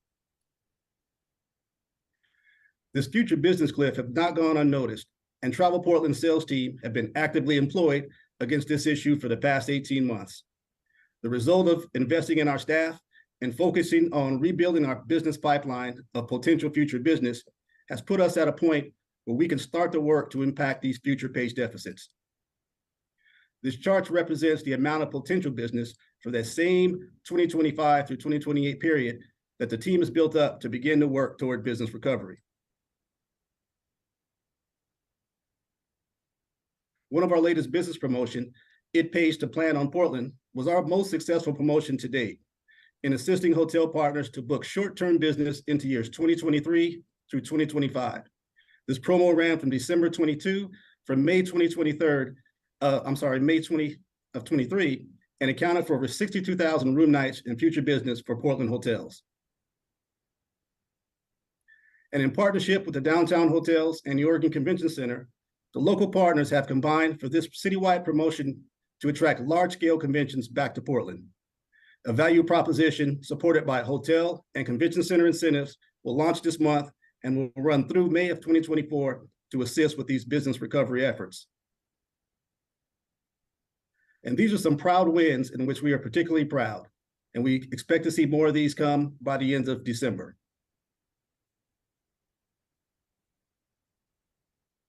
On the convention advertising side, we're seeing that our efforts are very effective with the convention planners, who are impressed with the value proposition of our bids and are recommending Portland as a meeting site.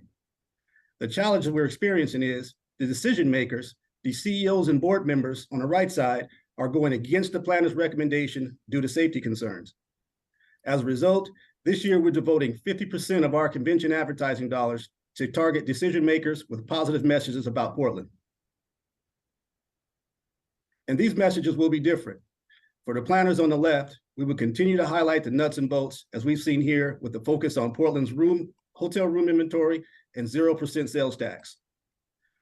But for the decision makers on the right, we will leverage our consumer campaigns and messages to communicate that Portland is an appealing destination and intending more to surprise and delight elements.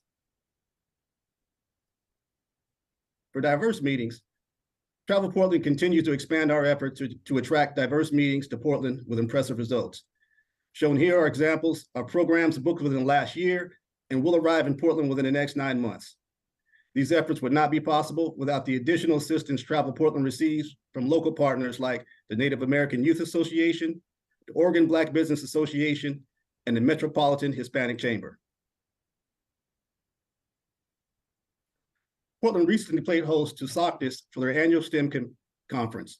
This Portland meeting had record attendance for the group at 6,200 attendees and proved to be a very timely injection of economic impact for Portland's Central City hotels.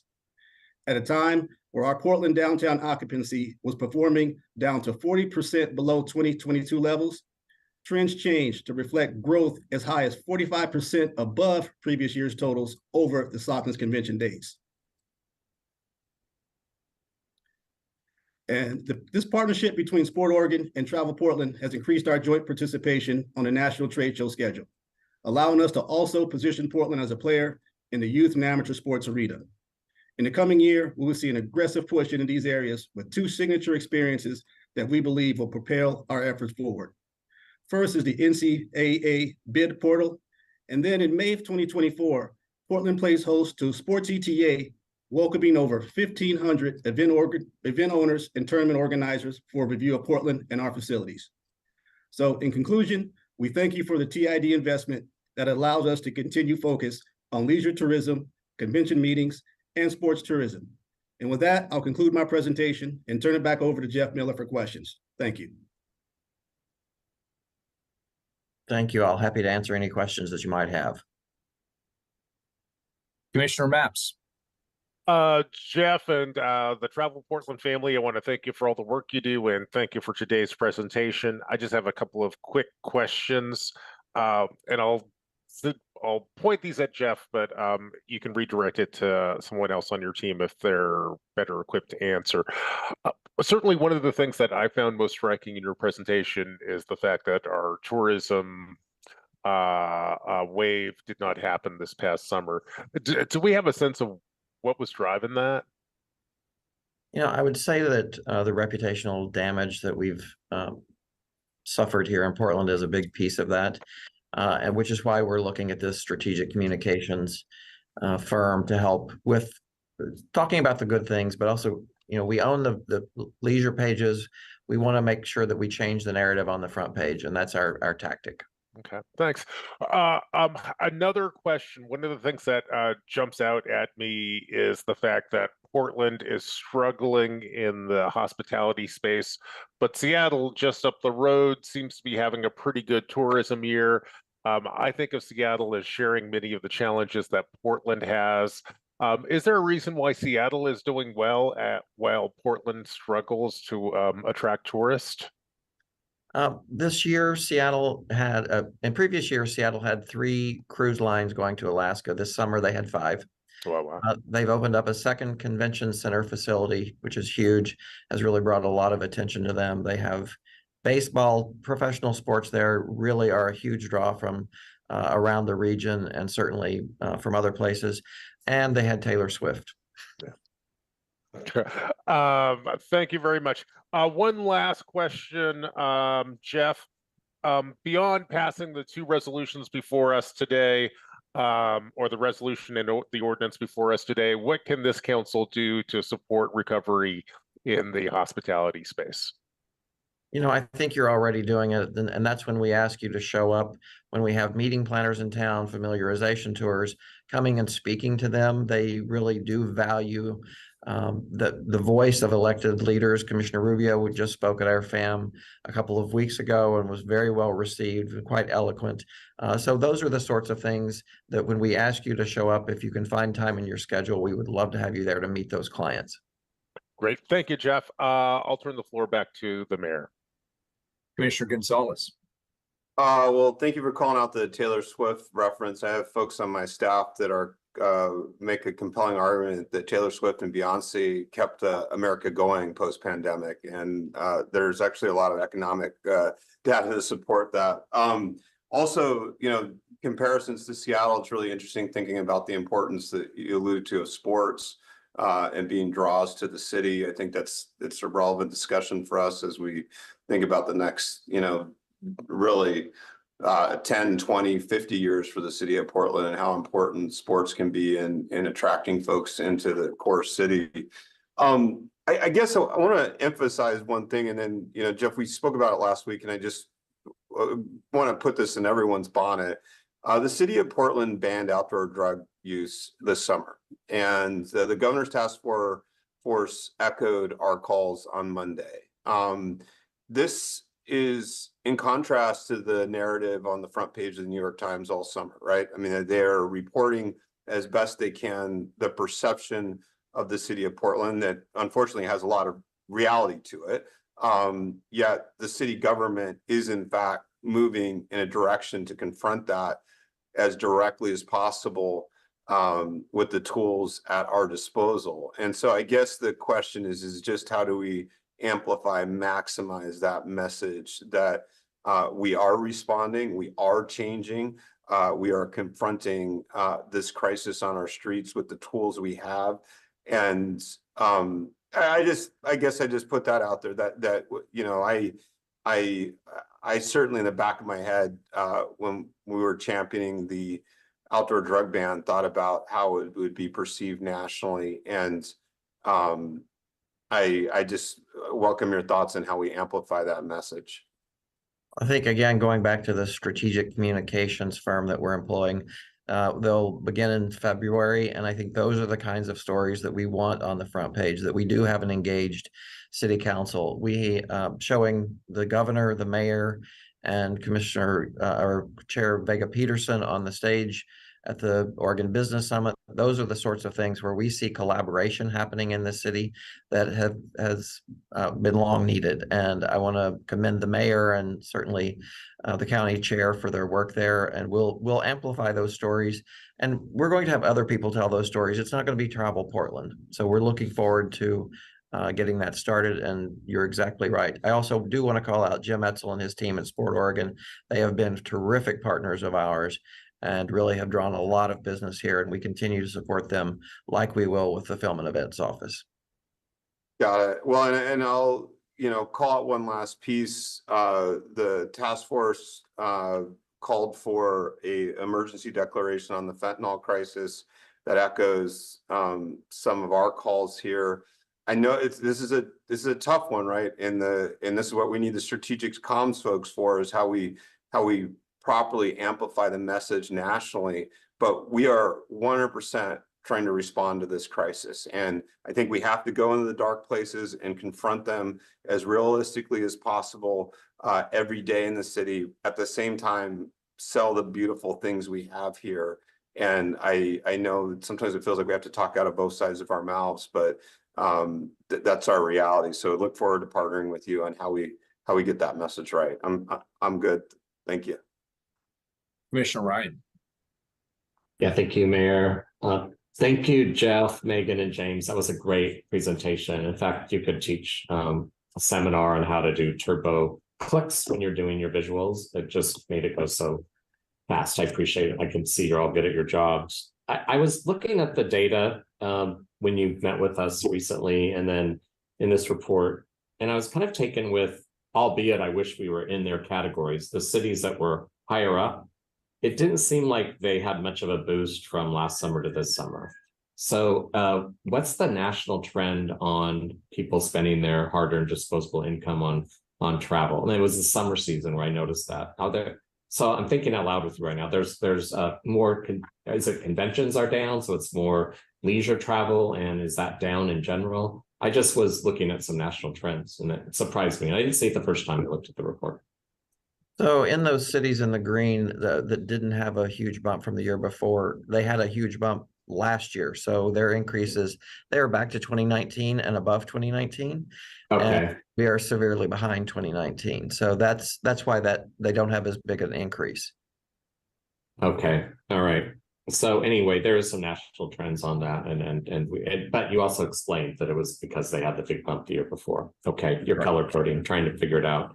I liked your focus on targeting decision makers. Tell me more what that looks like in terms of, you know, you can spend a lot of money on PR, but it's really my experience with decision makers at that level. It's very interpersonal.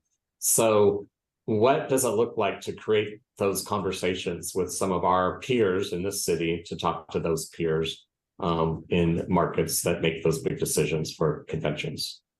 Tell me more about that strategy. I'll have James talk about the strategy on the C-suite. Mm-hmm. Well, thank you, Jeff. Well, the strategy is, first of all, we won't target them with traditional media that's targeted towards convention meetings and planners. As I stated in that presentation, we'll respond to them with more consumer-based messaging that really lends more to the destination and highlights those things that are important towards safety, towards livability, towards the entertainment value of the destination here. So it's really a traditional shift that while we won't depart fully from our convention message, that's really critical that we keep moving those and get those decisions made. But what we're doing is really focusing on going to where those CEOs, those board members, those decision makers get their information. It'll be in more lifestyle publications versus meeting publications. So it's just a little bit of a shift in strategy, there. But really going to where those decision makers find their meetings information and their decision-making information, and placing that delight and desire information there about the destination. Now that makes sense. And I just would offer anytime you can find peers locally that can talk to those peers in those other said markets, that really would be helpful as well. Because I find that those decision makers really do rely on who they're having conversations with in real time. Yeah, I also appreciate always hearing about, the foodie destination is not lost. I was with a group of friends recently, and we were talking about, they were mentioning to me that what makes Portland so special is things that we all know about, but they don't know if we celebrate it enough, and it's our natural beauty. So I saw it in the photos, but I think what blows people away when they land here is how quickly you can get to those destinations, unlike other markets. And and also even close to home in the city of Portland. So tell me more about, the other one is our art scene. And they have noticed it's been damaged of late, and that's true nationally, but ours in particular. But they said, I come to Portland not because of nightlife, let's face it, there's other cities to go to that have that going on. But we have a really fun farm to table foodie culture, and we have an amazing grassroots arts scene that feels accessible. And tell me more about collaboration with those in the arts, and also those in those that attract to our natural beauty. I'll ask Megan to unmute and take that question. Thank you. I think with your line of questioning, you could join the team with all the assets you're able to highlight about Portland. But we are always actively pushing out a variety of different things that surface to us in our research as the travel motivators. So it is that culinary scene, it plays into the outdoor spaces, the arts. Certainly, I appreciate when we were seeing the performance the other day at the governor's task force, there was a bit of a conversation about how thriving cities must have a very robust art scene in order to draw people in. So that's an element of it as well. So I think it's really about, Portland has always been the city that we don't have a Space Needle, we don't have an Empire State Building, we don't have that thing that everybody feels they need to go visit, but what they want to do is come here and visit like a local. And because we as locals love all of those things that are included in the natural beauty, the culinary scene, the art scene, and just the makers and the people who are part of the creative class of our city and what that makes up, those are really the things that we push forward in our messaging, and have really resonated with people over the years, but really continue to as we look toward continued recovery. Sounds like you have the right people at the table, and I really appreciate the presentation and the dialogue. Thanks. Thanks. Keelan, do we have public testimony on either of these items? We have one person signed up. Let's hear them, and then I've got a couple of comments, and then we'll move on. We have Cole Copeman online. Welcome. Thank you. Okay, let me get back to my. Okay. Greetings, City Council members. Thank you for hearing my testimony today. My name is Cole Copeman, and I have loved living in Portland for 27 years. I've worked on Pill Hill for 18 years as a nutritionist with a focus on sustainability and running a hospital farmers market. I wanted to bring you a message of perspective, and this proposed amendment was the perfect opportunity. As mentioned in the ordinance, Portland has been slow to recover, and event planners are concerned for the safety of their customers given the houselessness and drug crisis. Yes, Portland's image, the tourism industry, and housing market are all suffering. This is not a surprise to me. We are living in an increasingly hard to navigate society. So many are confused by how to plug into the systems that keep the wheel turning, let alone thrive. I believe that a radical shift of perspective is needed, especially by our leaders. What if we take Keep Portland Weird to the next level? What if Portland was the first city to honestly recognize that there will always be people who can't manage to fit into this system for whatever reasons? These folks are not a problem, and their situations are often not their fault, but a direct result of the society we live in. If we embraced this part of our society, wrapped our arms around it with as much love and attention as we give to sports and our TVs, we would undoubtedly have enough brain power to figure out brilliant solutions that provide for the most basic needs: protection from the elements, a comfortable and safe place to be, eat, and sleep. Perhaps the task of finding ways to help these folks feel comfortable and connected is an opportunity to relearn how to be more human and compassionate. Perhaps these folks are our teachers. I've had a vision for years. I see a perimeter of about 250 villages surrounding our city full of microhouses, each with about 20 people on a half an acre, which amounts to about 125 acres and houses the approximately 5,000 folks that are currently houseless. Each village has a community kitchen, bathroom, laundry facilities, and common space.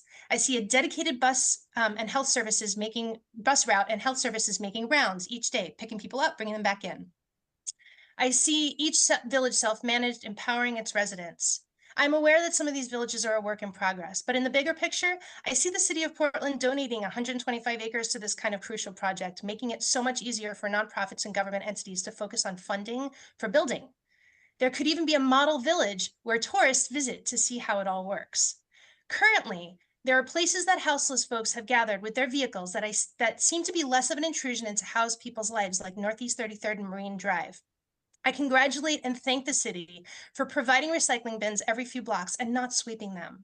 As an interim step while the villages are being built, I see the city actually condoning and camping in designated areas like this and providing basic infrastructure like trash cans, porta potties, hand washing areas, recycling, compost, and perhaps even some basic transportation to the city and back. This would be a massive step in cleaning up these areas, building trust, offering support, and acknowledging that everyone belongs somewhere. While I support the amendment today, and as an Airbnb host, I would like to propose that some portion of the license fees go towards supporting this infrastructure and ultimately the villages. This would be a win-win for folks out on the streets, the tourists visiting our beautiful city, and all the businesses and homeowners that currently struggle given the crisis at hand. I've always thought of Portland as one of the greatest cities on the planet. It would make me even more proud to live in a city that took care of its people. This is our time to show the world just how brilliant, kind, and weird we really are. Thank you. Great. Awesome. Thank you. Good ideas. Appreciate it. Thank you for being here. And I just have a couple of comments I'd like to make as well. Yeah. And we don't need to answer these today, but I want to point out that there are differences between Portland and the other cities that have been mentioned. And the first thing I want to point out is that we are in a brutal competition for dollars, for tourists, for convention business, for travel dollars. Cities are being ruthless in their competition with each other. And behind closed doors, people are saying things about us. They are saying things about this community. They are saying things about what they would expect people to experience if they come to Portland. Alternatively, cities like, and I'll point out Las Vegas since it's an obvious one, they're investing literally billions of dollars into attracting travel and tourism into their city. And Commissioner Gonzalez, as you said, they want to be the national leader in sports. And they invested $500 million just to get a racetrack in the center of their city for just one sporting experience, but they've been attracting other sports teams, building stadiums, investing significant dollars. And they also invest heavily in attracting certain types of business. Seattle, you mentioned.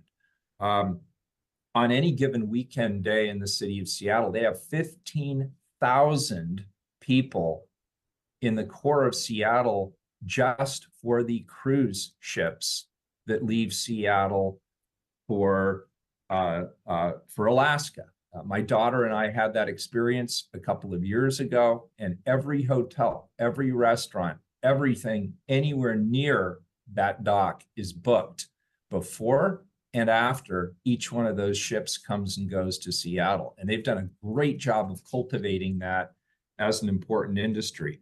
I remind you that we can no longer just rely on weird to get by in this ruthless competition. Other cities have better assets when it comes to attracting people. Seattle has 10 Fortune 500 companies, including the largest companies in the world. The reason they have conventions in Seattle is because people come to them, because that's where the center of the United States technology economy has shifted, particularly as things have moved online, all of Amazon and whatnot. They invest heavily in universities and educational resources in their community. The university sector is really important. Not to in any way discount anything we do here. Portland State punches ahead of above its weight class, in my opinion. Oregon has 2 Fortune 500 companies. Everybody can name Nike, which is actually located in Beaverton. Most people who live here don't know about Precision Cast Parts, which, by the way, is headquartered in Lake Oswego. And so there's already fundamental differences, and we need to think bigger, more broadly, and over the long term about what will it take for Portland to be competitive. All the things that we rely on now, the maker space, the arts, the culture, the restaurant and culinary industry, all of those things are at risk if the cost of being here is too high, or if the market to support those enterprises isn't here. My last point, and then I'll shut up. And I feel really strongly about this. Nobody else anywhere else is going to tout our successes or the progress that we make. I will be even more cynical. I will tell you that there are people, particularly as we enter a 2024 election cycle, who have a vested interest in not talking about anything positive that's taking place in Portland, Oregon. And there are even people who make money off of bashing the city of Portland. And so the only people who are going to sell this city is us collectively, Jeff and his team, and the work they're doing and the work we're doing. And I feel like I need to rent a billboard, a building size billboard, to actually show the metrics that are directing the recovery in this city that is already well underway. Crime is way down in the city of Portland. Now it can always blip back up. I'm not saying, done deal, but the trends are all going in the right direction. Gun homicides in this city are down 27% year over year as of the end of October. And nobody knows that. They've read tons of articles about perceptions and negative feelings and bad attitudes and disappointment in the leadership of the city and the state. And just today, a poll came out that said 2/3 of Portlanders would leave the city if they could afford to. Well, let's start talking about not only that, but let's also start talking about the actual results that all of our actions that I laid out at the governor's task force the other day around homelessness, around public safety, around livability improvements, around economic recovery. We have a lot to be proud of. And there's a lot of things we're doing right. And I just wish we weren't constantly pushing the rock up the hill, having people even notice that we're doing these things. We've got to talk about what success looks like. So I'm going to tell you this, and then I'm going to shut up. I have exactly 12 and a half months left. I'm going to be the #1 cheerleader for this city. And I'm going to call people out when they say things that aren't accurate. I'm going to show the results in numerical form that we are getting. And I'm hoping that I can convince some of the naysayers out there, including people in our own fold. If we don't want to sell the city, the competition sure as hell isn't going to sell the city for us. We have to do it ourselves. So I hope we take heart in the hard work that this council has done, the results that we have already shown. And Jeff, if it helps with your marketing, we don't have to BS people about Portland. We actually have real numbers and real data that we can show that Portland is in a recovery mode. Yes, we're slower coming out of it than other cities. And I'm disappointed about that, as are you and everybody else. But now the recovery has started, things are turning. And if people are planning a convention for 27, 28, 29, they should take heart in that recovery. We should be using this aggressively in our sales pitch, not just relying on sort of the negativity and the reputational damage and the things that people want to say, either because they're getting paid to say it or because it's politically expedient for them to say it. We have to support our own efforts here. So long story short, I appreciate the effort you're doing. Thank you. Item 1025 is a resolution. Please call the roll. Abs- A quick point of order. Do we need to have a motion to It's a resolution. No. resolution? No. Okay. I want to thank Jeff and the team from Travel Portland for today's presentation and the great work they do 365 days a year. I vote aye. Rubio. I want to thank Jeff and James and Megan for their great presentation. And just, I have the honor and privilege of seeing their work day in and day out. And there is no team that's harder working during this time. So just want to really appreciate you. And also say that, you know, during this time, making our way out of where we are, it's going to take strong partnerships. It's going to take decisive action and persistence, and the city must continue to be full partners with this industry. And I'm proud to be a partner in this work with you all, and very happy to support this resolution today. So I vote aye. Ryan.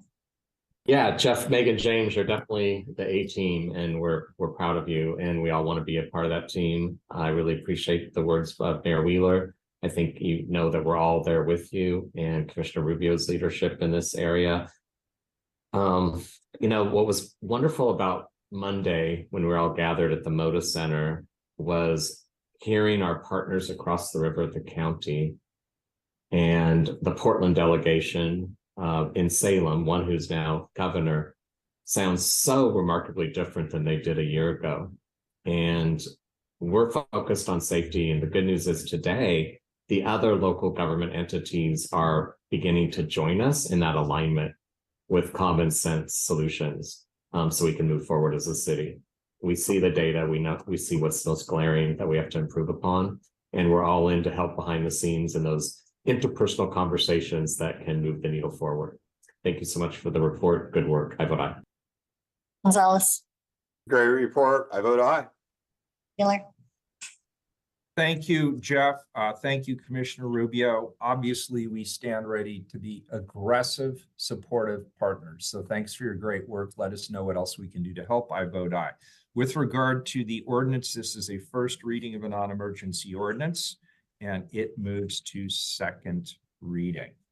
We'll do item number 1027, a second reading. Adopt new supporting documents to Portland Comprehensive Plan related to the housing needs analysis and buildable land inventory to address future housing needs, access to affordable housing, and development capacity.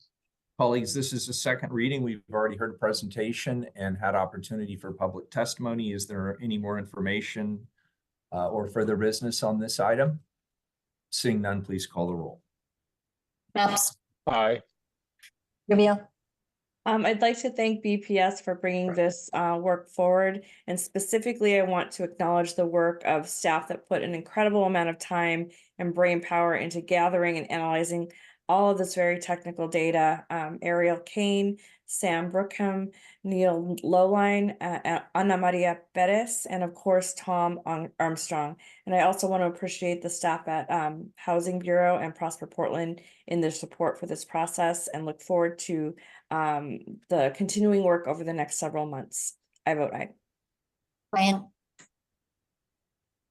Yeah, I realize this is ongoing and it's one of the process that we keep needing to improve. Thank you, Commissioner Rubio and the BPS team for getting this into the public dialogue.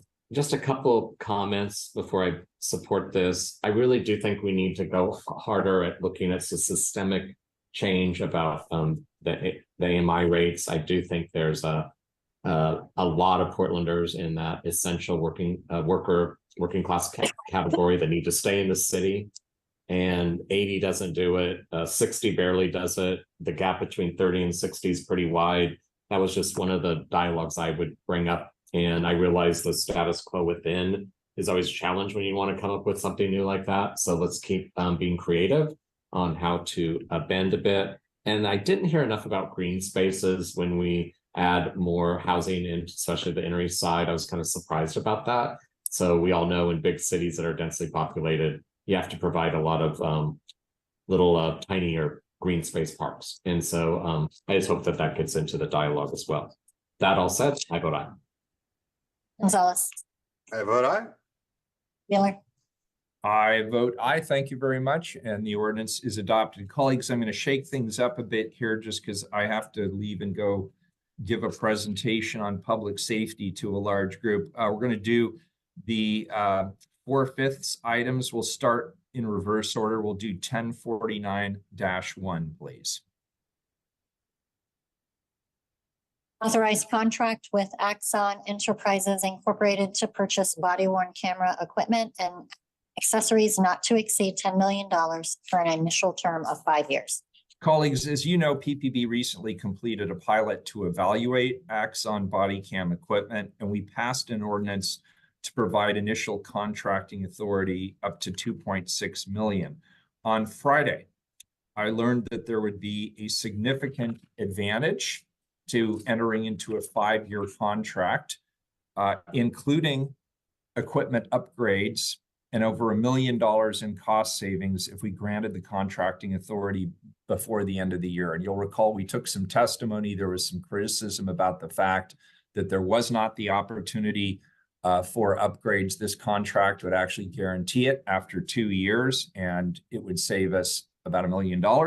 Well, I'm frustrated by the need to rush this item to council rather than ensuring the original contracting ordinance provided the best benefit to the city. I also recognize the urgency of ensuring that we've established a solid body cam program at the best value to taxpayers. With us today is Tammy Mayer, who manages the body-worn camera program at PPB, here to present the item. Tammy, short is always better than long. Thank you. Yes, sir. Hi, this is Tammy Mayer. I am the body-worn camera program manager, along with some other programs for the Portland Police Bureau. As we finished up the pilot and started working towards a contract, we knew we had the $2.6 million to go with an initial term, which would have gotten us implementation plus about a year's worth of equipment and services from Axon. Axon has provided us the opportunity to do a 5-year contract. And in that, they're going to guarantee us those 2022 prices, which is what we started this whole process under, as well as at the 30-month and the 60-month, it comes with a guaranteed refresh of the equipment. So if there's a new version out there, we get a free upgrade to the next version, which there is a new version out there. We're going with the Body 3. There is a Body 4, but it's brand new. And we tested the Body 3. So we're going to stick with the Body 3. And then at the 2.5-year point, we will upgrade to the Body 4. It's a good contract. If we wait and we go with the and sign a 5-year contract next year, we're going to end up with the 2024 or 2025 prices, which are about $1.5 million more than what we can guarantee right now. So as it is a rush, and I apologize for that, we have a great opportunity here to save the city some money and lock in the 5-year contract right now.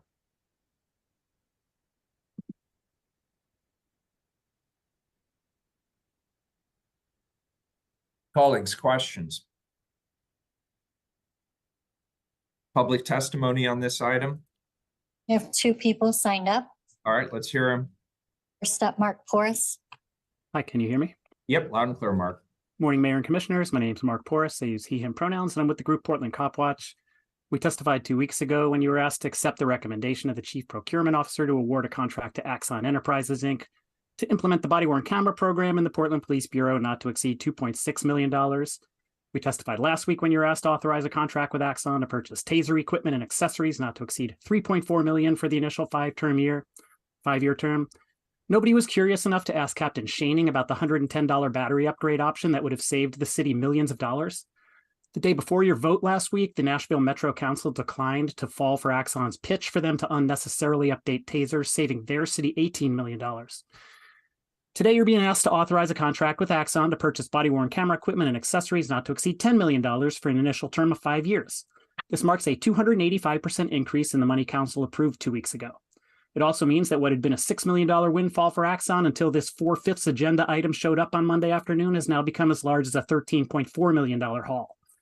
We asked Council on November 29 for the results of the pilot program to be released and discussed as part of the approval project, rather than us having to file a public records request as the procurement officer asked us to do.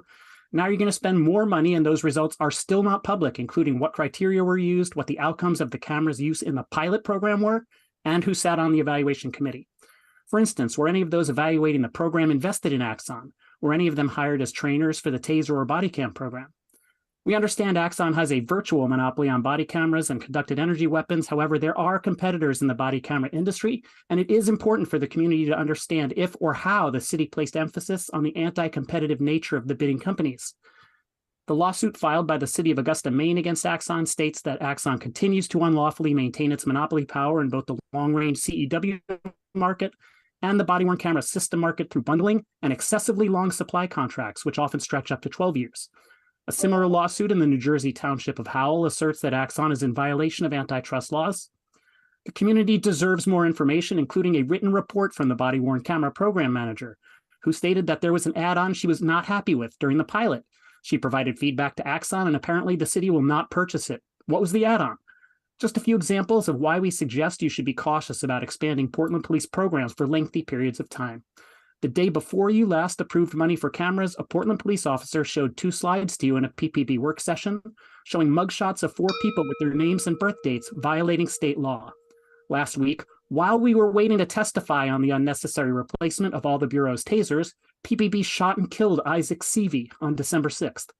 According to DPSST's online database, Chief Day is still listed as a retired Portland Police Bureau deputy chief. It's not clear whether he has the proper certification to be a Portland police officer. His appointment has not made PPB any more trustworthy. The Portland Police Bureau exists to serve the people who live in and visit Portland. It is not the other way around. Thank you. Thank you, Mark. Next individual, please. Dan Handelman. Good morning, Dan. Good morning, Mayor. Good morning. Can you hear me okay? Yep, loud and clear. Great. Thank you very much. This is Dan Handelman. I use he, him pronouns, and I'm also a member of Portland Cop Watch. And relevant to my testimony, a former member of the Police Accountability Commission. A growing number of people in the police accountability community are curious and deserve answers to questions when millions of taxpayer dollars are spent on technology and weapons that will be used against us. We at Portland Cop Watch have been accused by counsel of letting the perfect be the enemy of the good. Make no mistake, these deals with Axon are not good, and neither is the lack of transparency around the purchase of their products. It's also worth raising the point that in its report to council, the Police Accountability Commission recommended that the new Office for Community-Based Police Accountability should be the owner or co-owner of body cam footage. The Portland Police Association just conducted a push poll in hopes of getting Portlanders to overturn Measure 26217, which allots the equivalent of at least 5% of the Police Bureau's budget to the new Community Board and the OCPA. The city attorney's watered-down version of the TAC plan puts many investigations back in the hands of police internal affairs, which will do nothing to improve community trust. But it seems as if the city's long-game strategy is to starve the board of activities proposed by the charter and the PAC in order to justify cutting its budget. An alternative plan, without the pain of another election, would be to use some of that money to manage the body-worn camera footage. Members of council seem to be concerned about how much extra work the district attorney's office might have looking at the footage. The same goes for the PPB and internal affairs having an extra workload. So if you put the civilian investigators of the new board in charge, maybe you'll have a win-win financially. We're not talking about the board paying for the physical cameras, though, just for the managing. In terms of budget concerns, a savings of $1.5 million over the long term is because Axon is planning to hike prices next year and is only offering the city the original price as an enticement. Since their loyalty is to their shareholders and not the community, it's likely there will be more price bumps in the years ahead, and diverting this much money from the city's budget now won't save money in the future. The PPA's poll also asked people whether they wanted to divert money from the new oversight board to hire more police. As we pointed out before, there are currently 72 vacancies at the PPB and 104 officers in training, meaning there's enough money to cover a 20% increase in what people are currently seeing on the streets. So overall, we encourage the city to step back and look at the motivations of those involved. The body cameras were intended to be used for accountability, but appear to be aimed more at prosecuting community members. The people selling you the body cams or tasers and the tasers say they're interested in the public good, but their motive is profit. People like us who are asking you to consider the effects of your decisions are motivated by wanting a police bureau that is free from racism, brutality, and corruption. The PPA also falsely claimed that members of the new board, which their poll confuses with the commission, would make tens of thousands of dollars a year, while PAC's plan clearly indicated a cap of roughly $7,000 per person. The bargaining unit that wrestled more money from this council to accept having body cams strapped to their uniforms has no place questioning minute stipends for people who will need to spend countless hours reviewing documents, interviews, videos, and receiving training from police misconduct cases. Thank you. Thank you, Dan. Is there any further public testimony on this item? No, Mayor. Any further questions? Please call the roll. Maps, Aye. Rubio, While I support this, I just want to express my concern about the fact that we already provided authority to contract with Axon for $2.6 million on the 29th.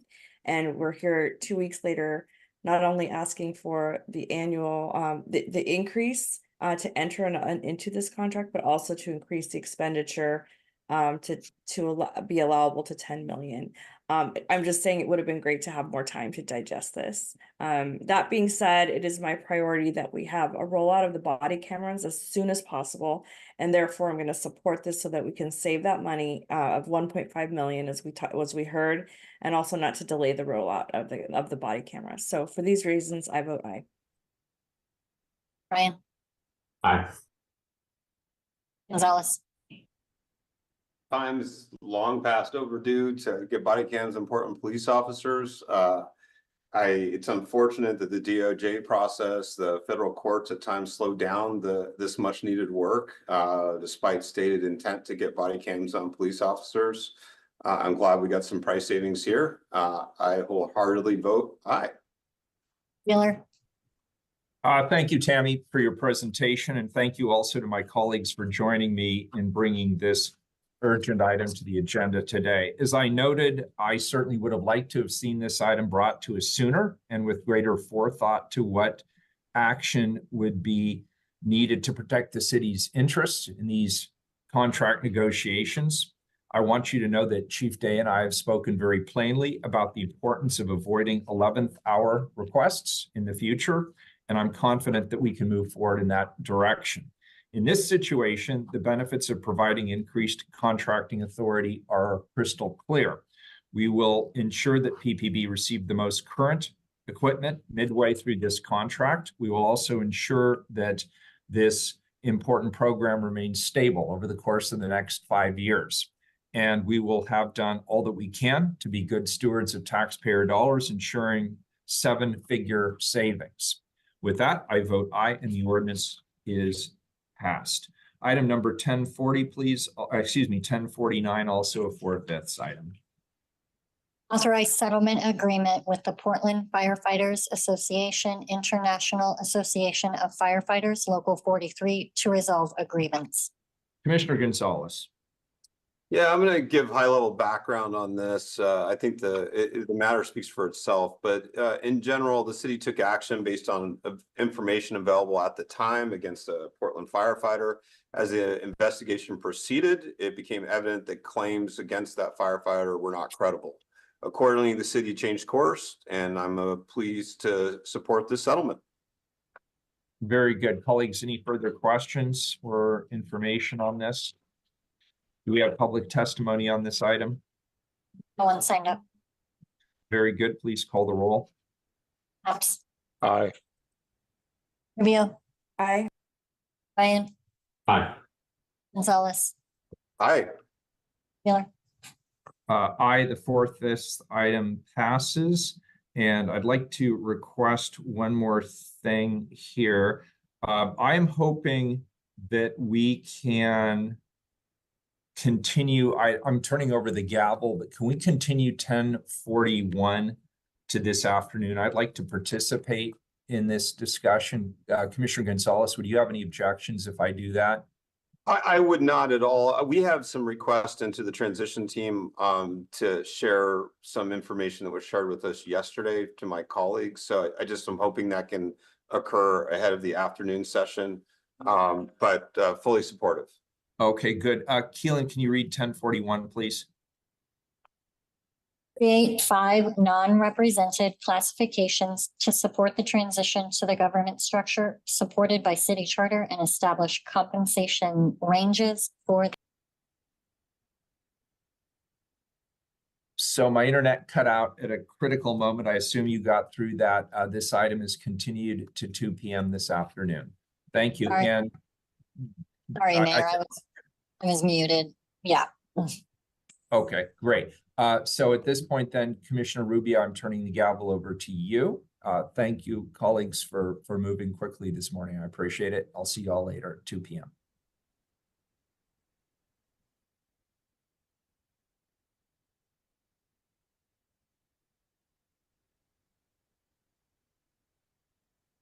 Commissioner Rubio, if you said something, I think you might have been on mute.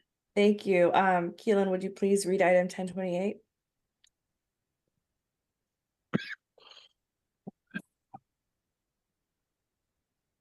And 28, amend permit fee schedules for all type A accessory short-term rentals.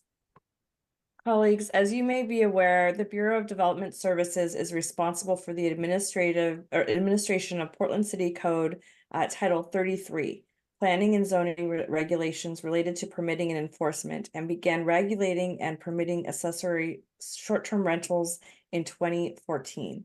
Today, I'm requesting that Council adopt an ordinance that will increase fees for all Type A accessory short-term rentals that include both 1 and 2 family and multi-family units. The regulation and permitting of Type A accessory short-term rentals have been a dilemma for BDS since the program launched almost 10 years ago. Simply put, the past and current fee rate charged for processing applications and renewals has never achieved cost recovery, and most importantly, BDS's Property Compliance Division has never had the necessary resources in technology and staffing to ensure a smooth and timely process for both staff and especially the customer. This proposed request to increase all Type A accessory short-term rental fees will allow BDS to launch an online portal for customers to apply, to renew, and to pay their fees. Also to ensure funding to maintain staff resources for processing applications, renewals, and tracking activity. And also allow BDS to meet many of the recommendations in the city auditor's report dated August of 2018, such as improved data collection, improved compliance with city code, and continued assurance of safety and livability for neighborhoods. It will also allow BDS to meet cost recovery for the program and will support this industry as an important part of Portland's economic recovery by providing alternative lodging for visitors. This short-term proposal increased fees on Type A rental hosts will increase to $180 per year. This cost is comparable with and is less than many other cities that permit accessory short-term rentals. With this increase, hosts will receive the benefit of being able to process their application easily and quickly and submit payment via an online portal, thus greatly improving the past delays in processing. So with that, Beth Benton and Mark Liefeld with the Bureau of Development Services are here to make a presentation on the ordinance, and they are also available to answer any questions.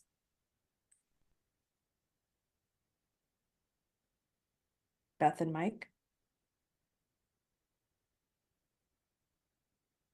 Pardon me, I was having technical difficulties. Good afternoon, Commissioners. I'm Beth Benton, Division Manager for Property Compliance with BDS. And here with me today is Mike Liefeld, Property Compliance Supervisor, and Kyle O'Brien, if we have any questions regarding our finances. Today, we're just going to share a very brief history of the accessory short-term rental program, just for context, related to our request today. And then we're going to provide a brief overview of improvements that we are making to this program. And last but not least, provide any answers to questions you may have. First, the accessory short-term rental program was created to allow certain types of lodging within residential properties as an accessory use and home occupation. First, accessory short-term rentals are a home occupation use that is allowed in the zoning code. Secondly, accessory short-term rental operations are accessory to a residential primary use. For example, it must remain a primary residence for the host. And short-term rentals of less than 30 days are considered an allowed accessory use. Additional conditions include meeting basic safety requirements for sharing residential spaces as an accessory transient lodging use. Next slide, please. Third, the code allows two types of ASTR permits, or accessory short-term permits, for different scales or size of operation. The type A accessory short-term permit is an administrative review and process, while the type B actually requires a discretionary land use conditional use review. Fourth, BDS also performs investigations and pursues enforcement for type A and type B accessory short-term rental operations. BDS compliance efforts focus on the host only, not the platform. Hosts are responsible for complying with BDS permitting requirements. And fifth, finally, it is important to note that transient lodging taxes for accessory short-term operations is managed by the city's Revenue Bureau. So today's ordinance fee increase proposal only applies to the type A permits that BDS administers. And now I want to provide a little bit more about accessory short-term rentals specifically related to our request today. Next slide, please. This slide demonstrates the different aspects of accessory short-term rental operation and how it interfaces with other businesses and other city agencies and who is paying for which service. If you'll notice the top left, BDS permitting, that's kind of where it begins. The accessory short-term host applies for a permit to operate. Once they have that permit from our office, they can then pay to have online advertising with an online host if they choose. Once it's advertised and they have a lodging guest that pays for a night or multiple nights in their accessory short-term rental, once those fees are collected, then they pay taxes for the lodging. So today's proposal, again, is narrowly focused. It's only on the step one that you see above. Next slide, please.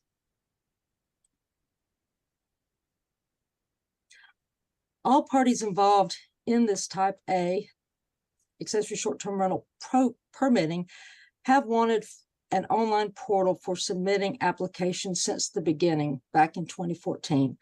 Then in 2019, the city actually entered into a pass-through agreement solely with Airbnb to provide hosts an online portal of sorts to begin the application process with BDS. However, technology that was stable and able to transmit information and data from one site to another and in a format that was useful for staff was never fruitful. The pass-through agreement was ultimately terminated effective this past October 1st, 2023. Next slide. So we are requesting a fee increase to $360 for a 2-year permit, which equals $180 a year cost to the host. And this is for all type A permits, 1 and 2 dwelling and multi-dwelling structures. And now to walk you through how we arrived at the $360 as the new fee, I'm going to hand this presentation off to Mike Leafield. Next slide. Thank you, Beth. So BDS operates a cost recovery program. So fees are derived based on the cost of providing service. This slide is showing you current revenues and costs associated with the program, and it's indicating a loss. On the right-hand side, we now show the same program elements with the increased type A fee, and you'll see that we are achieving a positive cost recovery. We rounded up the number to achieve 100% cost recovery slightly to accommodate for technology fee increases over time and to allow a little bit of wiggle room for any unanticipated costs that may come up with the technology rollout. Next slide, please. We did a little bit of research to show you how other jurisdictions are charging for their short-term rental programs. And by no means is this an exhaustive search of all short-term rental programs nationwide. Every jurisdiction has their own program. They have different requirements. They have different fee structures based on tax revenues, what fee percentages are necessary. So this is not exhaustive, but we did think it was helpful to illustrate where Portland would fall in with the new proposed fees. You can see that we're right in the middle of smaller and larger jurisdictions, with 5 cities charging less than Portland and 5 cities charging more. Our neighbor to the north, Seattle, would be around $511. We didn't add that to the chart because they have a complicated nightly rental fee structure, but based on the average nights that a data source scrapes from Airbnb, we're estimating Seattle's permit fee is $511 per year. Next slide, please. So again, every jurisdiction does it differently. The city of Portland, a type A permit is valid for 2 years. Other jurisdictions often have a 1-year permit fee. So we wanted to show you what it would look like at 3 years for to try to make apples to apples between the 2 different jurisdictions. And again, this is going to report that our proposed fee increase is coming in right in the middle of smaller and larger jurisdictions, with about the same amount charging less and the same amount charging more. Next slide, please. So as Beth mentioned, one of the priorities is the new technology online portal that this proposed fee increase is going to support. And that's going to not only be beneficial for the hosts, but also for city staff in administering the program. Hosts will have more timely permit review processes. The city will be able to stay up on the renewal period at periods at every 2 years and require and receive the registration fees to support the program. Those dollars are not only just processing permit, but they're supporting staff to do compliance investigations and take enforcement action when necessary. Next slide, please. So that's a quick overview of our fee increase proposal. It is essentially increasing the type A accessory short-term rental permit from $180 to $360 for a 2-year period. And it's not non-emergency, and we're hoping with council support, this could become effective February 1st, 2024. And I think we want to turn it over for questions that council may have. Commissioner Rubio, I did have some questions. I just wanted to I wasn't sure if you wanted to go, if there was public yeah, testimony. I'm sorry, my mute was on again. So please ask questions, colleagues. If there are any. Commissioner Gonzalez. Okay, great, thanks. I guess the threshold question, could you walk us through the outreach that was done to host on this fee increase?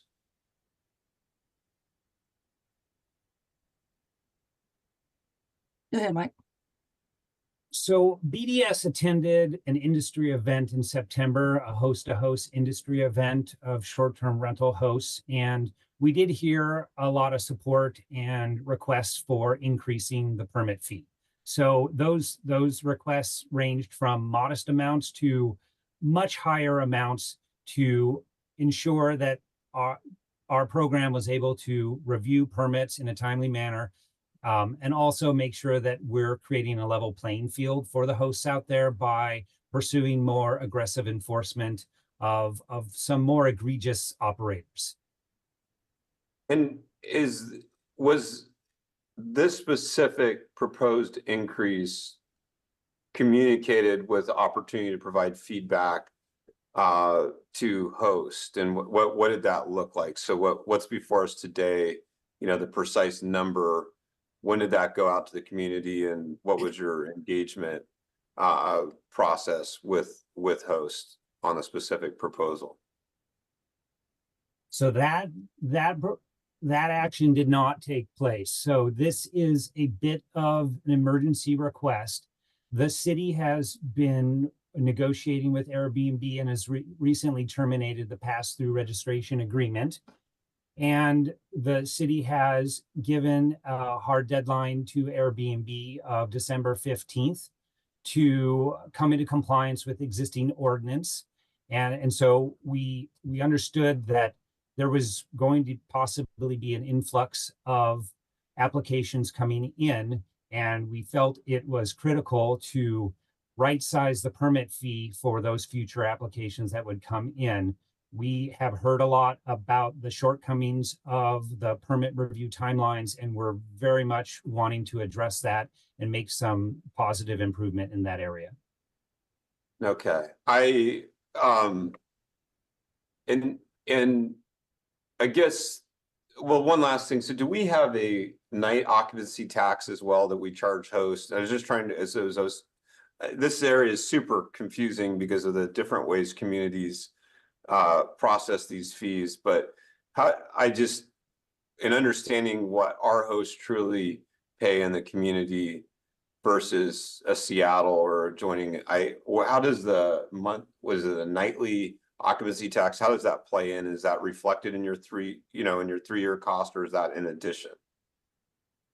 So the transient lodging taxes are in addition, and it's the same tax structure that a standard hotel operation would pay into. So there's a city that I don't want to say the exact number. I wish Travel Portland was here still, they would know.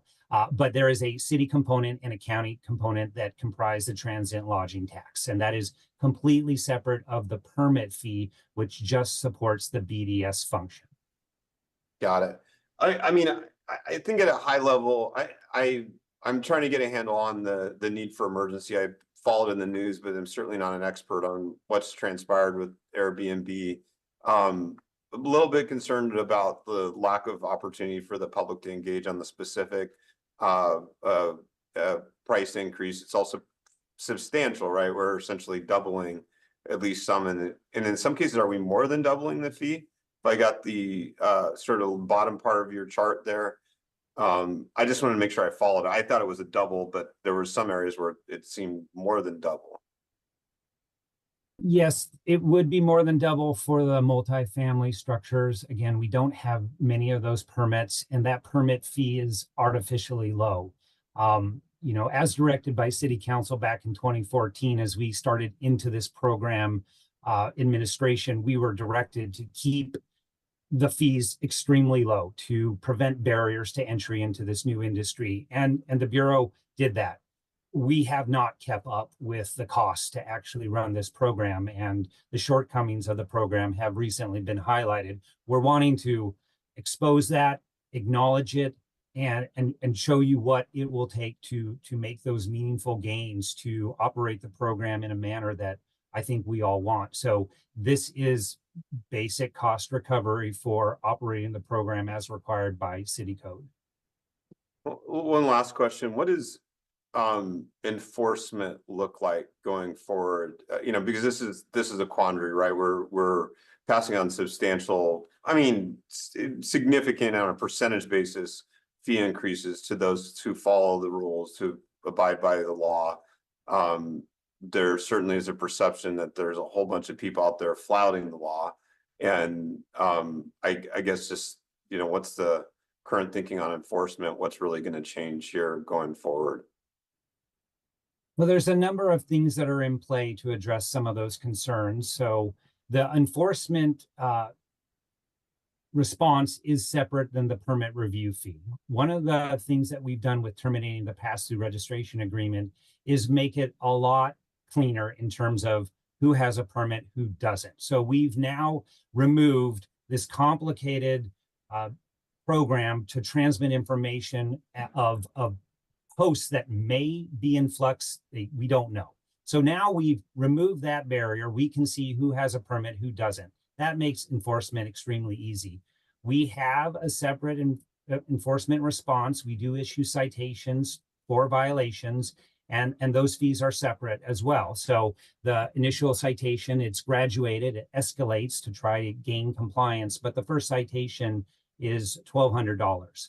And then escalates if the violations continue past that point.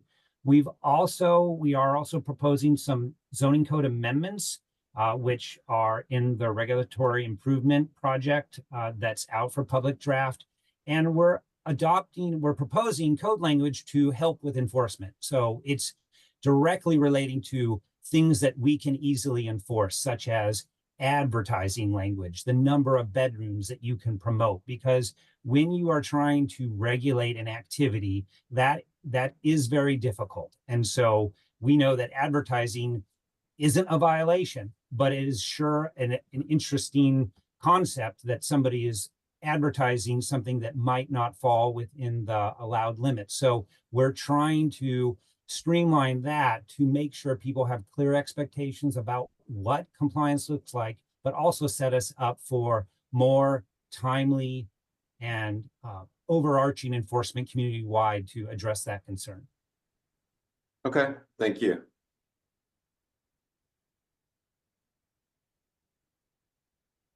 Commissioner Maps.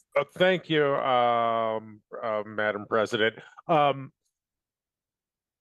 I'm sympathetic to this proposal, and I really expect that I'm likely to vote for it when it comes back to this council next week.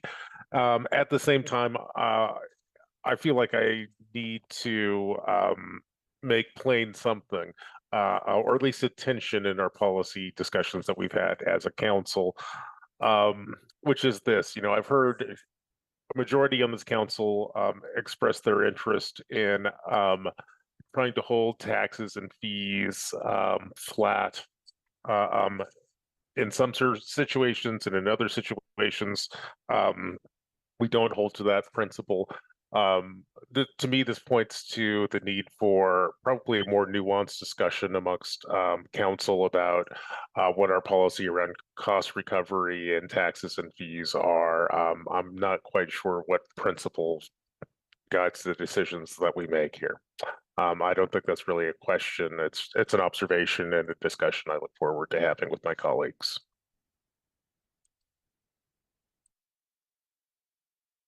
Any other comments from colleagues? Commissioner Ryan. Yeah, thank you, Commissioner Rubio. I just have a real quick question. I'm sorry if I missed it, but what was the outreach like to those who participate in this program? We did not have time to do direct outreach to hosts. Part of the problem with the program is that we don't know who the hosts are. So the pass-through registration agreement was not successful. We have a number of operations out there in the thousands where we don't have contact information from them. So as I mentioned before, we did partner with an industry trade group host to host. At that hearing or outreach event, we did hear support for increased permit fees to address the issues or the benefits that we've outlined in this presentation. Okay, thanks, Michael. I will just say that made me pause and want to ask more questions, but I realize this is a challenging problem you're trying to solve. It does suggest there's probably a lot of underreporting. Is that true? If we don't know who they are? Yes. Yeah. So in trying to terminate the past agreement, we are now just treating everybody the same. All the platforms now have new responsibilities. So there's obligations for platforms to ensure that hosts are complying and have a permit. So that is something that we introduced in 2019 as a way to partner with the platforms to help increase that compliance rate. So with the termination of the pass-through registration agreement, we think that we're going to see a big uptick in compliance just by asking them to comply with the existing ordinance. And this is a relatively new system out there. And are there municipalities nationally that are some better practices that you're learning from? Is there a learning community to try to figure this out? Because of your earlier statement, I'm more concerned about it than I was. So I just want to hear how you're all connecting with one another to improve reporting and improve compliance. Well, when the city of Portland adopted the program in 2014, we were first out of the gate. So the city of Portland was the leader in trying to adopt some local ordinances to regulate the industry, where other agencies nationwide either had no regulations or it was just flat out prohibited.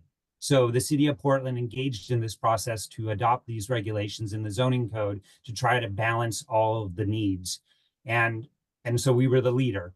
We have stayed in touch with a lot of the other jurisdictions. In fact, in the first 5 years, other jurisdictions were asking us to share our experience, what we've learned, and we're using our experience to craft their own regulations. But this has really taken off. Every jurisdiction has a hand in short-term rentals, and they all do it differently. I can't stress that enough. It would be a very large project to get that type of detail about how they all are similar and different, because they really, it's a matter of their zoning principles within their local community.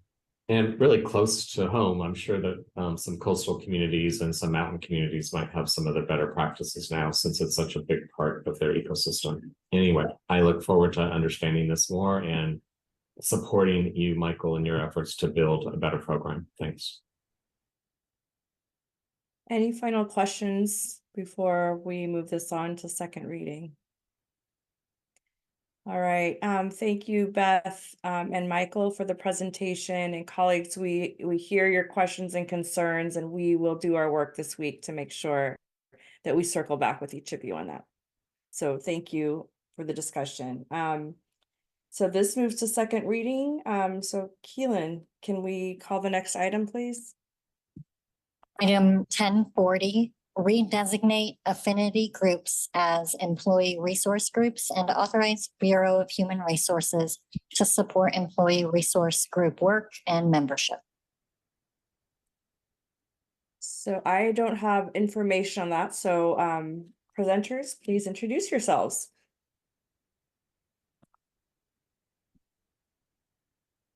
I'm Debbie Castleton. I am one of the founders of the Diverse and Empowered Employees of Portland, and I work for environmental services doing community outreach. Is my day job.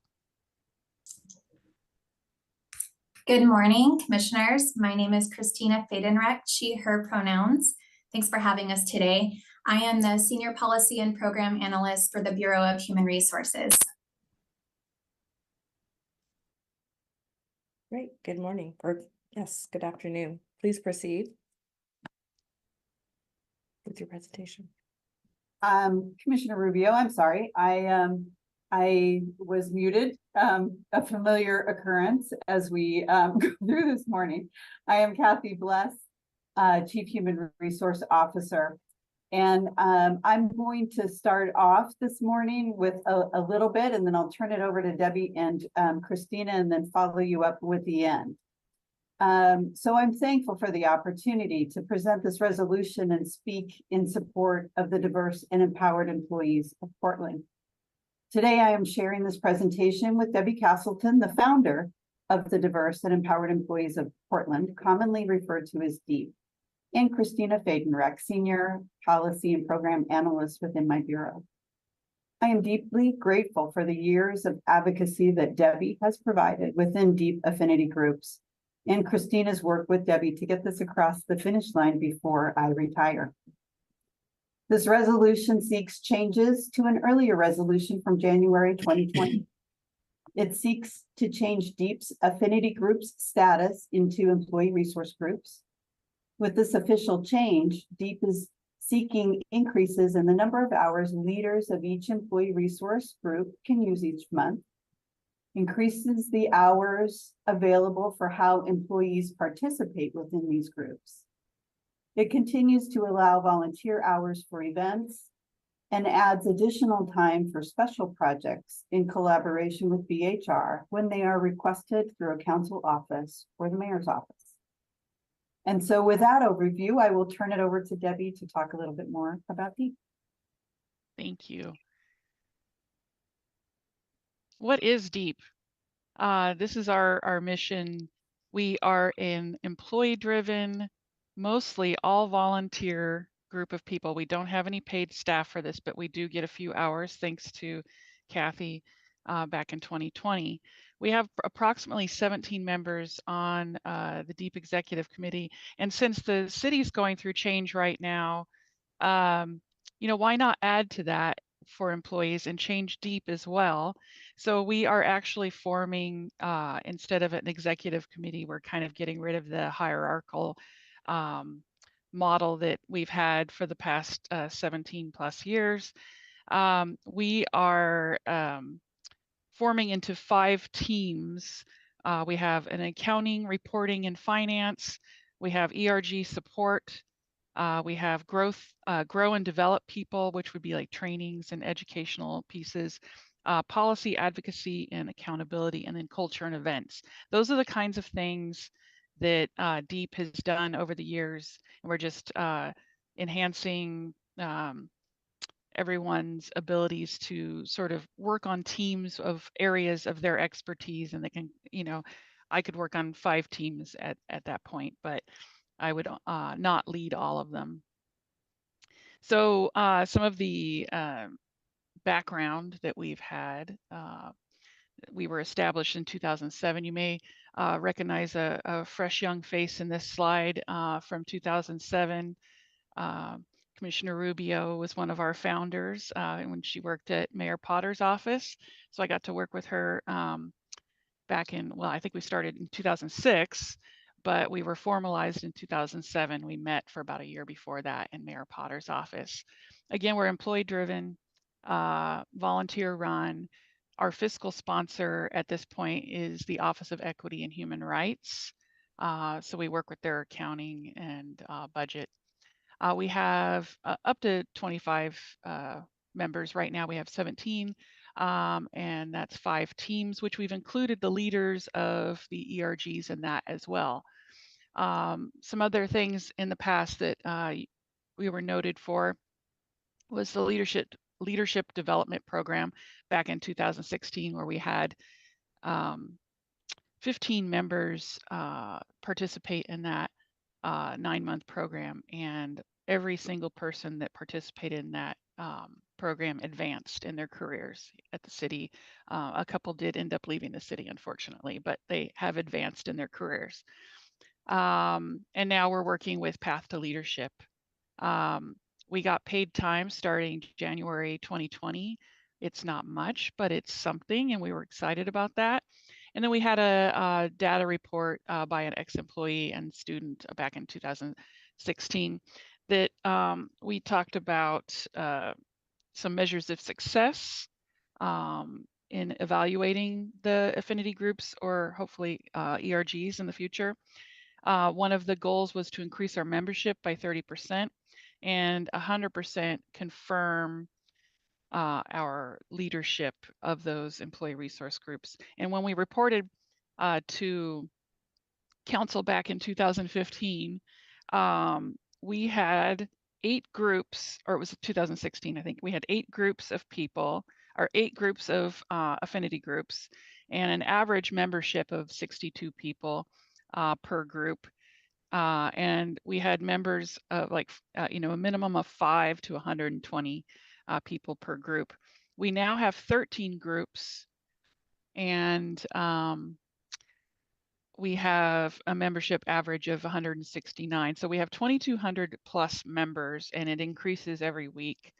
That's an average of 39 to 450. So our lowest number of employees participating in the affinity groups is 39. So, and that's one of our newest groups. Our newest groups in the since the pandemic has been the City Disability Network, Indigenous PDX, Multicultural Community and Friends, and the Jewish city employees. Oops, sorry. Technical. Some of our accomplishments over the years include many presentations and speakers and workshops. We've partnered with HR on policy and process advisement and suggestions, and we've held many listening sessions and provided peer support to employees. We've participated in many cultural celebrations and proclamations. We've had a couple of groups work on workforce reports, and we'd like to have a workforce report study in the future budgeted for Latinx PDX. That's our next thing down the plans. We do many annual events, including Wonder Woman Awards. And like I said, we partnered with many city leaders, and we had significant input on the bereavement leave, gender equity. We've worked with Path to Leadership in this session in 2023. I think we sponsored 20 employees to participate in that. We work with We Are Better Together, and then we've been working closely with the change management folks with the city charter, and being a peer support for employees on this as well, sort of ambassadors to help with change management, because employees need the support. And then we've obviously partnered in the past on the all user restrooms. We've helped bring trans healthcare. And then our first assignment, I don't know if you remember this, Commissioner Rubio, with Mayor Potter, was to come up with a list of recruitment and retention efforts. And that was our first assignment from him. And I'm still in contact with Dad, which is what I call him. And I saw him the other day. He's very, very excited that DEEP is still going. So I will turn it over. Oh, my next thing is the accomplishments, our proposed changes. Let's see. Thank you, Debbie. Thank you. I'm going to expand a little bit on the purpose that Kathy shared and tell you a little bit more about the value of approving this resolution today. DEEP serves as an invaluable resource for employee engagement, training, and professional development. For example, as Debbie just shared, DEEP supports the Employee Path to Leadership program and hosts the monthly cultural events you see at City Hall. And this allows for both networking and awareness and education opportunities for city employees and the public. And the advocacy work towards policy improvement cannot be done without DEEP. I know that members have contributed hundreds, maybe thousands of hours in insight and their expertise towards the human resource administrative rules for corrections and updates to equal employment protections and guidance for more inclusive practices and anti-harassment and non-discrimination for protected classes. And several years ago, the DEEP advocacy supported employees in accessing critical healthcare coverage as members can come to really gather to share and elevate their needs. They're an important stakeholder in the rules revision process. And we know that community is created and bridged with enhanced programming like the DEEP offers. For example, again, City of Portland's We Are Better Together program connects city employees to community partners and the public through business events, through sponsored projects, and learning and networking opportunities that we might not otherwise have. And partnership with the Bureau of Human Resources and additional time for the members will ensure that these connections can be sustainable and continue to grow. And finally, this resolution models our values in our Bureau of involvement, diversity, development, accountability, stewardship, and creativity. When employees can feel included and are supported through policies, programs, and means to communicate, this fosters a workforce representative of the community we serve. And given the new demographic and survey data we recently collected and published in the 2023 workplace census. We do recognize how enhancing the DEEP program can only increase belonging, growth, and opportunity towards our vision and becoming an employer of choice. And now I'll turn it back over to Debbie. Thank you.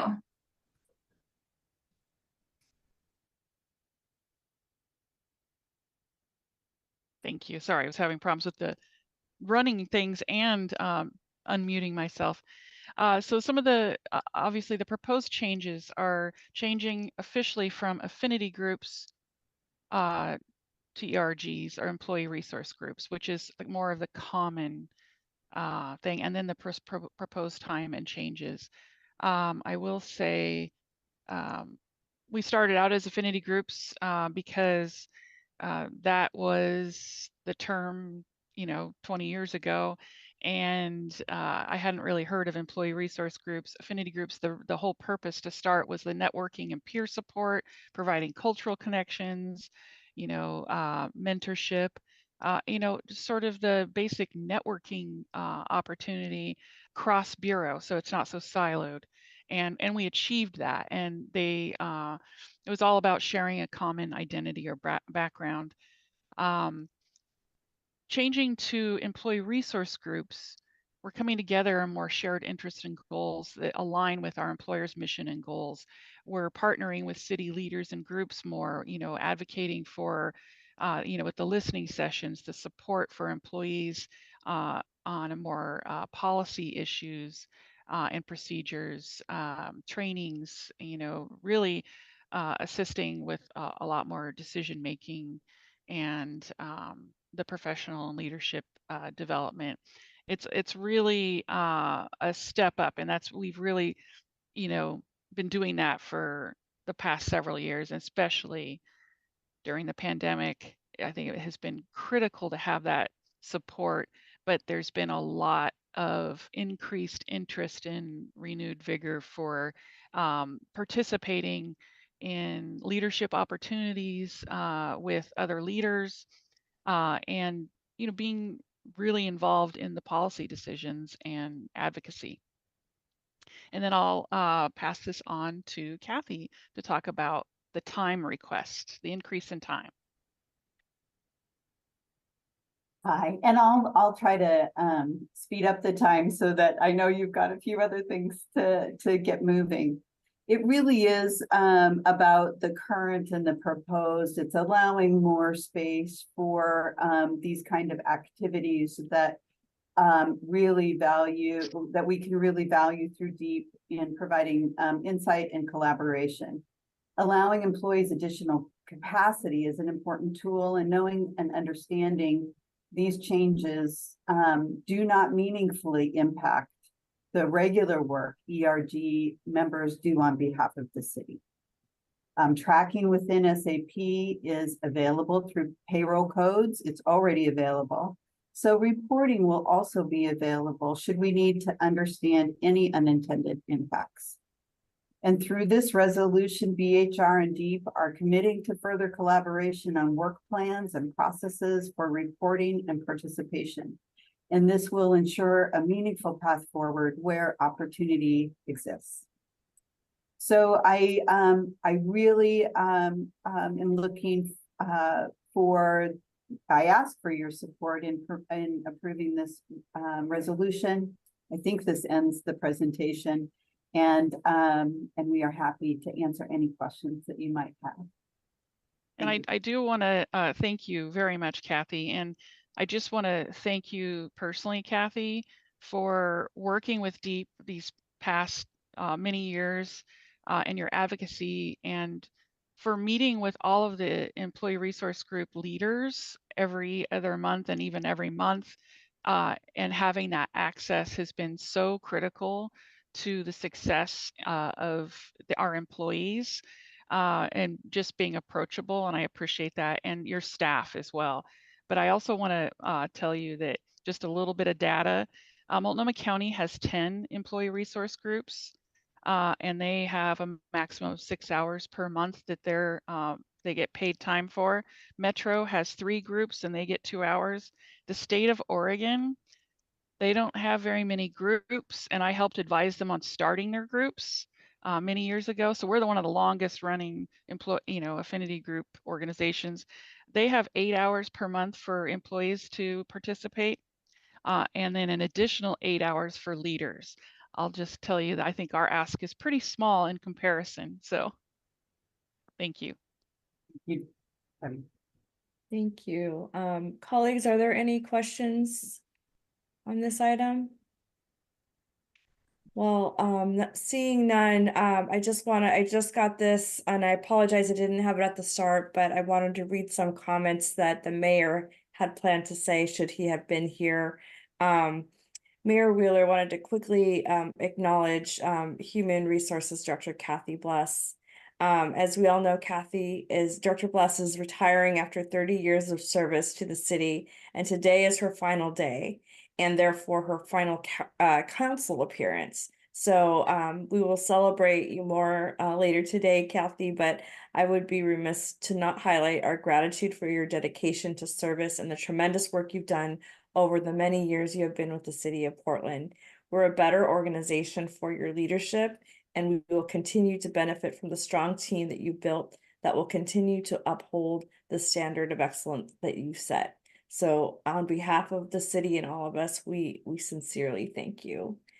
And I'll just add to that, Kathy, that you have really been someone that's been so supportive and knowledgeable and patient during the years that I've known you, and so really appreciate your service. So I apologize that I didn't get to say that at the beginning, but we're here to acknowledge you. So thank you.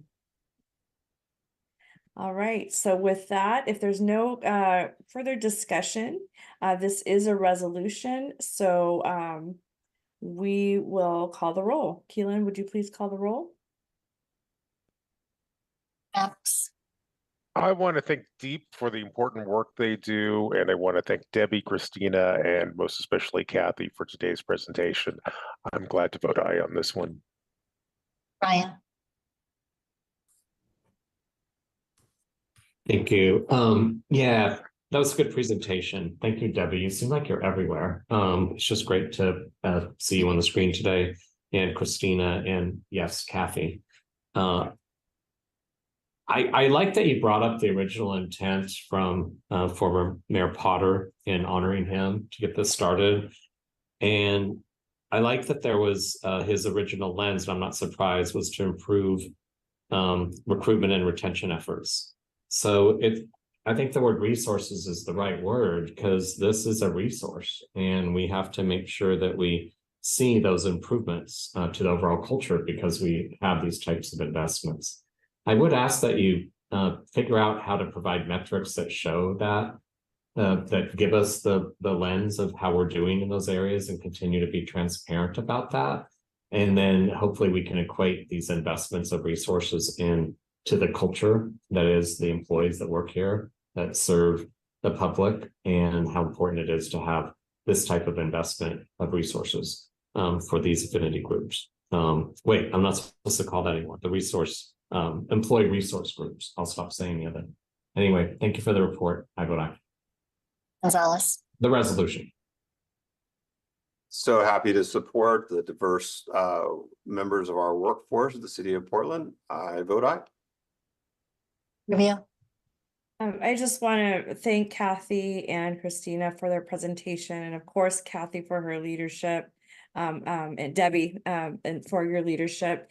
And it's just, I can't tell you how appreciative and how wonderful it is to see the growth of Deep over many years. And I remember those early meetings all those years ago, lunchtime meetings around the mayor's conference table to plan what was the first iteration of Deep, and now to see just how many hundreds and thousands of employees that feel supported and connected through this strong network is really inspiring, and truly one of the things that gives our city the edge. We really have great employees that take care of each other and help each other in this workplace. So very excited to vote aye, and I look forward to seeing what's next for Deep. Okay, so Thank you. Thank you. thank you, everyone. So on that note, if Keelan, can we take a 5-minute break to give folks a break and then be back and finish with the rest of our agenda? Great. Great. Okay, we'll see everyone back in 5 minutes.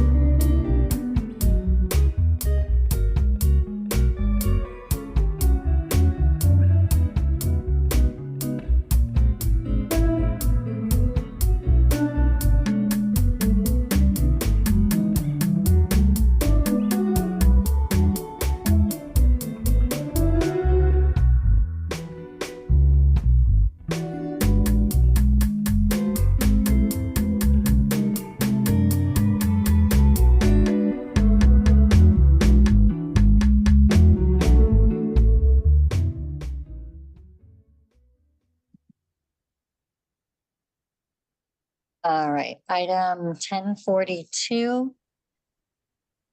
Authorize competitive solicitation and contract with the lowest responsive and responsible bidder and provide payment for construction of the Northeast Portland Urgent Sewer Rehabilitation Project E11487 for an estimated cost of $1,263,000. Commissioner Maps. Thank you, Madam President. Colleagues, this item comes to us from the Bureau of Environmental Services. This ordinance authorizes environmental services to rehabilitate 977 feet of pipe that carries sewage and stormwater in the Sullivan's Gulch and Irvington neighborhoods. This area of Northeast Portland has a history of repeated sewer pipe breakage and tree root intrusion. In addition, these pipes are aging, at risk of failure, and too small for current and future needs. This project will cost approximately $1.2 million, and construction is expected to begin in January of 2024. Now, here to tell us more about this ordinance, we have Lisa Huntington, an engineering manager with Environmental Services. We also have James Wells, a project manager and designer with Environmental Services. And finally, we are joined by Terrence Chan, the engineer of record with Environmental Services. Welcome, Team BES. Thank you very much, commissioners. And I'm going to go ahead and share a short presentation in the interest of time. So hopefully I can keep it brief. Hopefully you all can see that. Looks like it's working. All right, so let me get started. So as Commissioner Maps mentioned, this is the Northeast Portland Urgent Sewer Rehabilitation Project, E11487. Terrence Chan, PE, is the engineer of record on the project. I'm James Wells. I'm a senior engineering associate with Bureau of Environmental Services. I'm the project manager and designer for this project. So I'm going to begin with a short project overview. So this project is two project areas that have been combined under one project number. It is part of BES's maintenance capital construction program, which deals with pipes that are more urgent than would require for inclusion in our capital improvement program projects. So in other words, we want to get these projects done faster if possible. So the first project area is in the Sullivan's Gulch neighborhood between Northeast Multnomah Street, from Northeast 17th Avenue to Northeast 19th Avenue. This section is 238 feet of pipe that's existing as 12-inch pipe that will be upsized to 21-inch pipe to hold current capacity for the system. In addition, in this area, we're going to do 2 catch basins, address 4 private sewer connections, and add a new maintenance access hole. So I provided a map from public involvement that shows the project area here. You can see it kind of goes across the intersection of 19th Avenue. Additionally, we are going to provide 2 ADA ramps on 19th Avenue at the corners there, which will require the removal of a large diseased tree. Move on to a little overview map. You can see to the west here is Lloyd Center. So this project area is just to the east of Lloyd Center. The second project area is a little farther north in the Irvington neighborhood, and it runs between Northeast Martin Luther King Jr. Boulevard and Northeast 7th Avenue. This project is a little more pipe, so 739 feet of the pipe is in this area, which will be upsized from the existing 10-inch to 12-inch pipe. Additionally, there are 2 catch basins that are going to be constructed. There are 26 private connections in this area. It's a very very populated neighborhood. There's a couple of large apartment buildings in the area and a lot of homes. And we're also going to add 3 new maintenance accesses in this project. So another little quick overview. You can see Martin Luther King on the left hand, or on the west side here. This is the former Nike store, which is now closed, and going east over to 7th Avenue.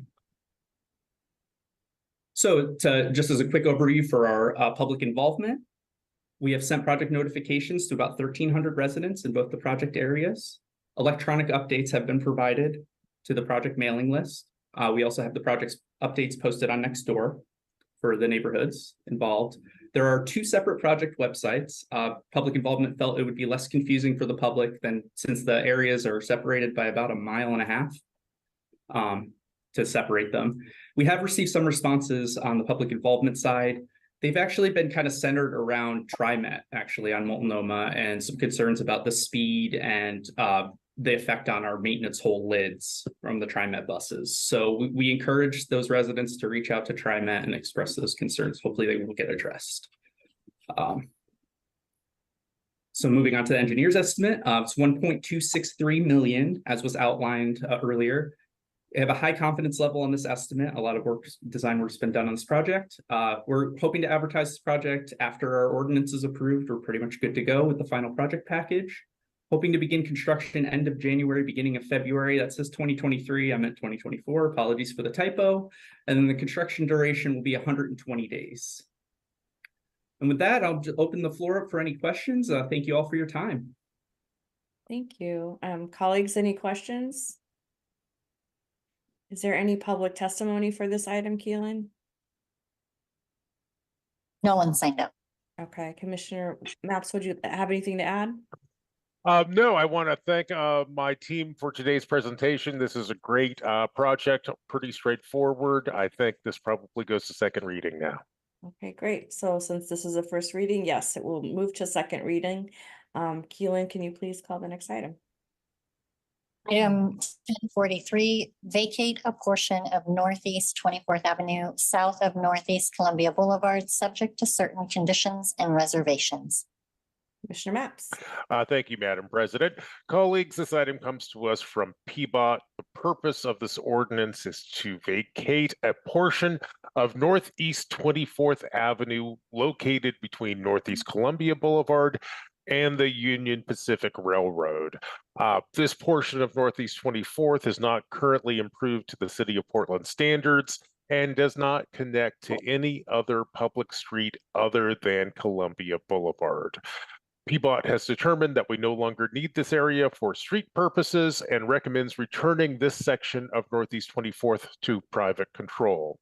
Here to tell us more about this project, we have Kevin Bollock, a PBOT right-of-way program supervisor.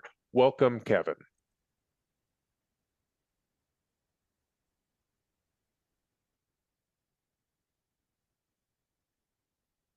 Kevin, you're muted.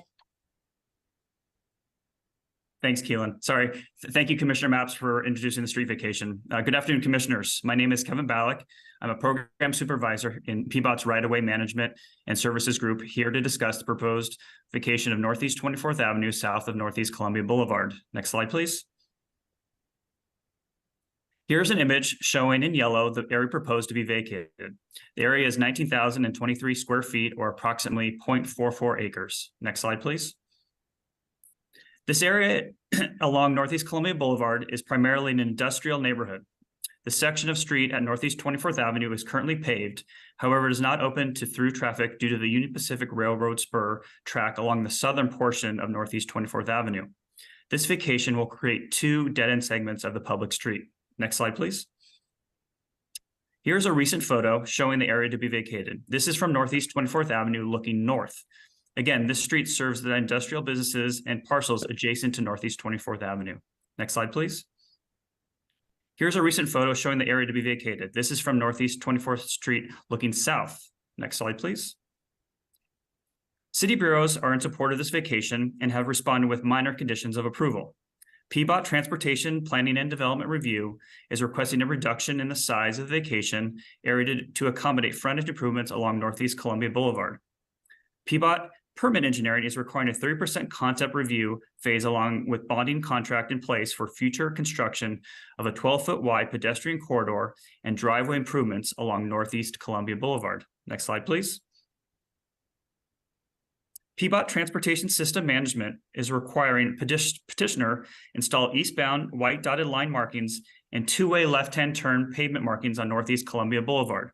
In addition, existing street name and dead-end signs and posts must be removed. PBOT right-of-way management permitting is requiring owners at 2310, 2320 to 2330, 2420, and 2600 Northeast Columbia Boulevard addresses dedicate 5 feet along the frontage for sidewalk improvements, which will add on to the existing 7-foot sidewalk for a 12-foot wide pedestrian corridor. Next slide, please.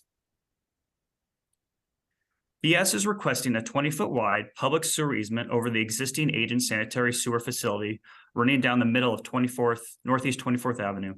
No parking signs and striping will be required over the existing maintenance hole.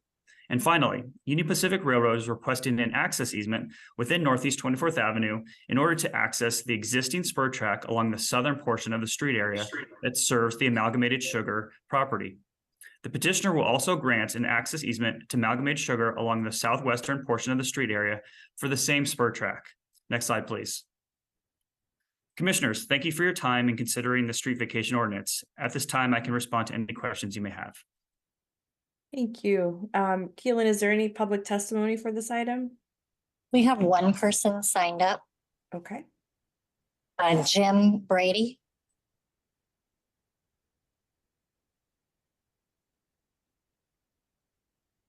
They're joining us online.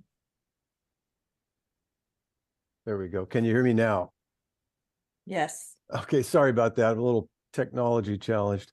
I'm Jim Brady. I'm the president of Arctic Sheet Metal. And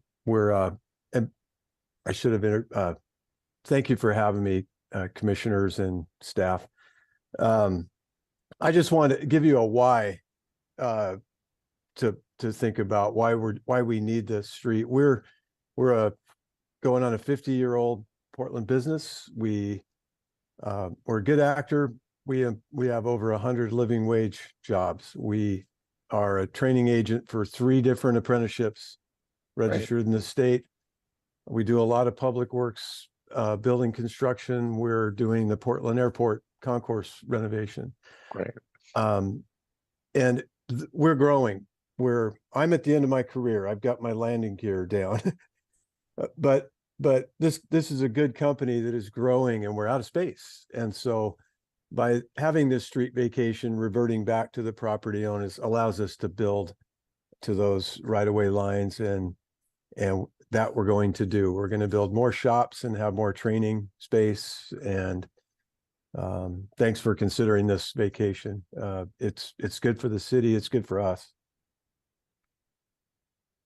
Great. Thank you, Jim. Thank you. Commissioner Maps, anything you'd like to add?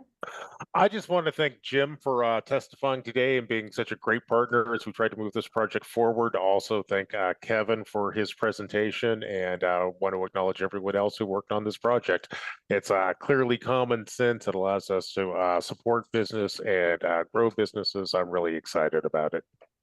Okay, and if Thank you. Thank you. And if there's no council discussion, any colleagues, any questions or comments? Seeing none, this is a first reading, so we'll move on to second reading. Keelan, can we move on to the next item, please? Item 1044, authorize intergovernmental agreement with Energy Northwest for operations and maintenance services for the Portland Hydroelectric project for $8,161,810. And President Rubio, did you want me to read the second item as well? Sure, For this? please. Okay. Item 1045, amend intergovernmental agreement with Portland General Electric Company for operation and maintenance services for the Portland Hydroelectric project for $1,250,000. Commissioner Maps. Thank you, Madam President. Colleagues, these 2 items come to us from the Water Bureau and the Bureau of Hydroelectric Power. Now, this first ordinance authorizes the Water Bureau and the Bureau of Hydroelectric Power to enter into an intergovernmental agreement with Energy Northwest for operations and maintenance services for the Portland Hydroelectric project. Under this first ordinance, Energy Northwest will continue to provide essential services that allow the city to generate clean energy and meet its contractual obligations. The second ordinance authorizes new funds, which will be added to an existing agreement with Portland General Electric to continue repair, maintenance, and wildfire mitigation services for the Portland Hydroelectric project. Here today to tell us more about these two ordinances, we have David Peters, who is an engineering manager for special projects for the Water Bureau. And I will turn it over to David now. Okay. Thank you, Commissioner Mapps. Appreciate the introduction. Sure. Commissioners, happy to be here to share a little bit of information about these proposed adjustments to our agreements for the Portland Hydroelectric project. And I have just a couple slides that I would like to share. And hopefully you can see that now. So I just have a couple slides on each of the ordinances that are being proposed. And first, just a little bit of overview about the Portland Hydroelectric project. The project consists of two hydroelectric powerhouses, which are located at the Water Bureau's two dams, Dam 1 and Dam 2, up in the Bull Run watershed, about 25 miles east of town. These powerhouses have a combined capacity of about 36 megawatts, so they're able to generate that much electricity. The power generated from these facilities is sold to Portland General Electric, and we're in a current power purchase agreement with PGE that extends through 2032. The Energy Northwest contract is for the operations and maintenance of the powerhouses and generators themselves, the parts that actually generate the electricity. The agreement with Portland General Electric, it's with their distribution services group, and they actually provide the line maintenance and repairs and upgrades for the 10 miles of transmission main between the powerhouses and Portland General Electric's distribution grid. Just a fun fact about the Portland Hydro project, we produce enough electricity to power roughly 10,000 homes each year. And the hydroelectric plants are just a great resource for the city. It's carbon-free energy that's produced. There's no air pollution or greenhouse gas emissions that are generated by these facilities. And they're located on the dams that are already there in place to provide a reservoir for our drinking water. So just a few bits about each contract. So the Energy Northwest Intergovernmental Agreement, as I mentioned, Energy Northwest provides the operation maintenance of the powerhouses, which is critical to having power that we can actually sell to Portland General Electric. The current intergovernmental agreement that we have with them is expiring. And with that happening, we worked with Energy Northwest and made some minor adjustments to the terms and conditions of the contract. And then we'll be funding that contract as part of this ordinance. This is specialized work to work on powerhouses and generators of this size, and the Water and Hydro Bureaus do not have the capability to perform those services themselves. So, and this is a critical service to us being able to generate that power. They keep them running and the energy moving that we sell back to PGE. So the request today, or next week, I guess, this is going on to a second reading, would be to authorize a new intergovernmental agreement with Energy Northwest, just over $8 million for a 5-year period. And the start date on that would actually be July 1 of 2024. So current contract will go through this fiscal year, and this will begin in July of next year. In regards to Portland General Electric, as I mentioned, this is with Portland General Electric, their distribution services group. And so they provide maintenance, repair, and upgrades for wildfire mitigation on the 57 kilovolt high voltage power line that comes off our generators and ties to Portland General Electric's distribution grid. The maintenance and repair includes a number of things. There's tree trimming, but there's repairs to the power lines when they get damaged. And there's been upgrades to wildfire mitigation on the power lines and the power poles. And so they do a variety of services as part of this agreement. The current intergovernmental agreement is expiring because the funding has run out. As soon as we provide additional funding under that contract, the same terms and agreements will remain in place. And so what we're requesting today is just an amendment to that existing agreement that provides additional funding that would fund the current year and then the next 4 years. We are asking that this would be an emergency ordinance, so it would go into effect after your vote, to be able to continue work that's been,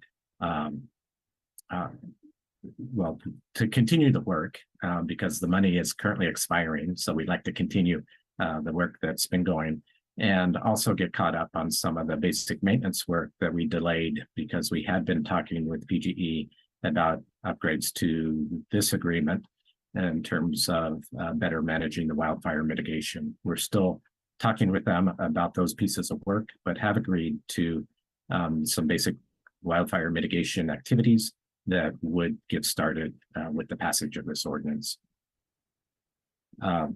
Again, this is specialty work, working around the 57 kilovolt high voltage lines, requires special certifications.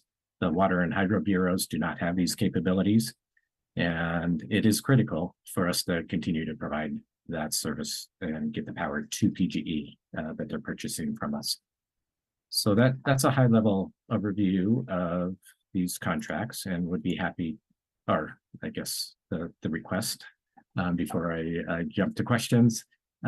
So again, authorizing additional funds to an existing agreement, no change in the terms and conditions.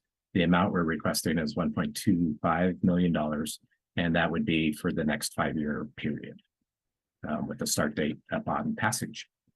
So at this point, I'll open it up to any questions you might have. Are there any questions from my colleagues? Keelan, is there any public testimony for these two items? We had one person sign up for 1045, Timothy Paul O'Toole, but they're not here. Okay. So no testimony. All right. Commissioner Mapps, anything you'd like to add? I want to thank David for today's presentation, and I also want to clarify at least how I hope the run of show is going to go next. 1044 is the IGA with Energy Northwest. That goes on to second reading. And then we have 1045, which is an IGA with Portland General Electric. We made that an emergency ordinance, so I'm hoping that we can vote on that today. But before, the only question I have, and before I turn it over to my colleagues for more discussion, is David, can you remind us one more time why we're voting on 1045 today as an emergency ordinance? So the reason we're doing that is the funding has run out under the PGE contract. So the funding will allow us to continue the work that we've been doing on repairs and maintenance of the power lines.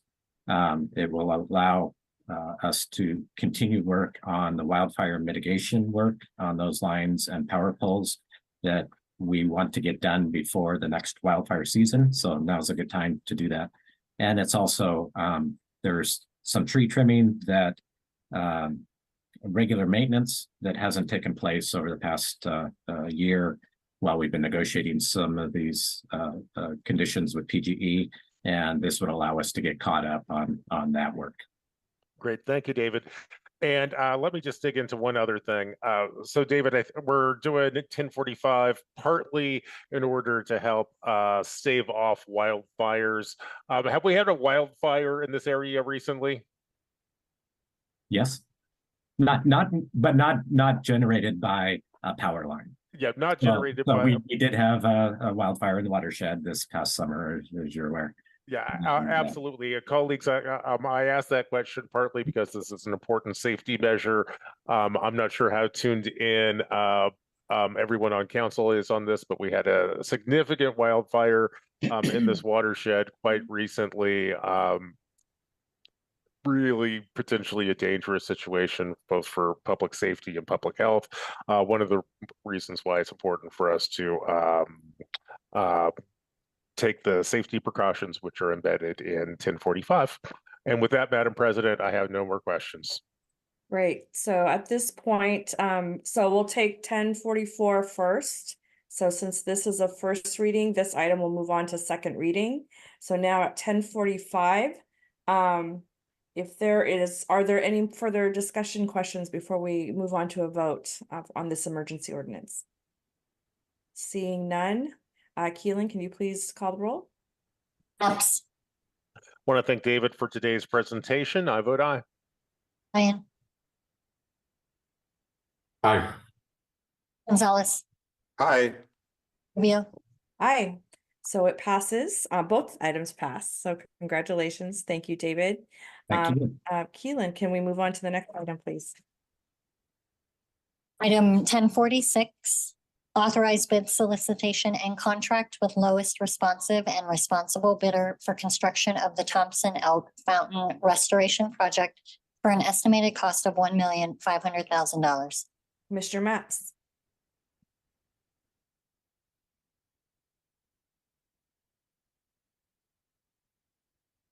Well, you're muted, Commissioner. Sorry about that. Thank you very much. Colleagues, let me review the run of show here. I'm going to introduce an ordinance here which deals with the restoration of the elk statue. I'll provide some context on this. We'll have staff and guests give a presentation. I'm not sure, I don't think we have any public testimony on this. If my colleagues are comfortable making this item before us today an emergency ordinance, I may introduce an amendment to do that. Commissioner Ryan, I saw your hand up. Do you want to say something now? Yeah, I wanted to make sure that we did an emergency amendment. So, yeah. Great. Do you want to, should we introduce that amendment before we hear the presentation, or should we go through the presentation and whatever public testimony we might have, and then do the emergency amendment? I think we did our job by being transparent that that's what we're going to do, but let's move on with the presenters, I think, and then we can do it at the end. All right. Great. Cool. Thank you, colleagues, for that indulgence and that dialogue. As I mentioned, colleagues, this item comes to us from the Water Bureau. This ordinance lays the groundwork for the return of the Thompson Elk Fountain to downtown Portland. The Thompson Elk Fountain is the second oldest piece of public art in the city of Portland. Now, as we all know, the Elk Fountain was damaged in July of 2020 and subsequently removed from its original location at Southwest Main Street between 3rd and 4th Avenues. In May of 2022, Council directed bureaus to take the necessary steps to restore and return the Elk Fountain to its original condition and location, which brings us to the ordinance before us today. This ordinance authorizes the Water Bureau to solicit bids to enter into a contract with the lowest responsive and responsible bidder for the construction of the Thompson Elk Fountain Restoration Project. The estimated cost of this contract is $1.5 million. Here to tell us more about this item, we have Jody Inman, who is the Water Bureau's chief engineer. We also have David Olongi, an engineering manager with the Water Bureau. And finally, we are joined today by Jessica Green with the Portland Parks Foundation. And with that, colleagues, I will turn the floor over to staff to tell us more about this ordinance. Thank you very much, Commissioner Matz and City Council. Thanks for sticking with us this afternoon. And I want to give some appreciation to our guests that are here and have stuck with us through a very long council hearing. So I am Jody Inman. I'm the chief engineer of the Portland Water Bureau. And I just want to say the item before you today is a fairly routine one. It is a request to be able to go out to bid for construction of a project. What is not routine is this project, nor the collaboration between the city and the community that has allowed this project to happen and has enabled us to be here today. The public-private partnership that has been demonstrated by all parties involved with this project has been phenomenal and is a true success, one that not often do we always get to go to council and say, look at how we are beating the goals that we have set before us, and we have done it together. So I could not be happier to be here, joined by a large team of dedicated and passionate individuals. Can I go to the next slide? So we have individuals here today who have made this happen, from Portland Parks Foundation, the Portland Parks and Recreation, PBOT, Office of Management and Finance, RACC, and the Water Bureau. So I would like you to hear from a couple of the individuals who were key drivers in making this project happen and getting us to where we are today. So I'm going to pass this over to David Alongi from the Portland Water Bureau. David? Thanks, Jody.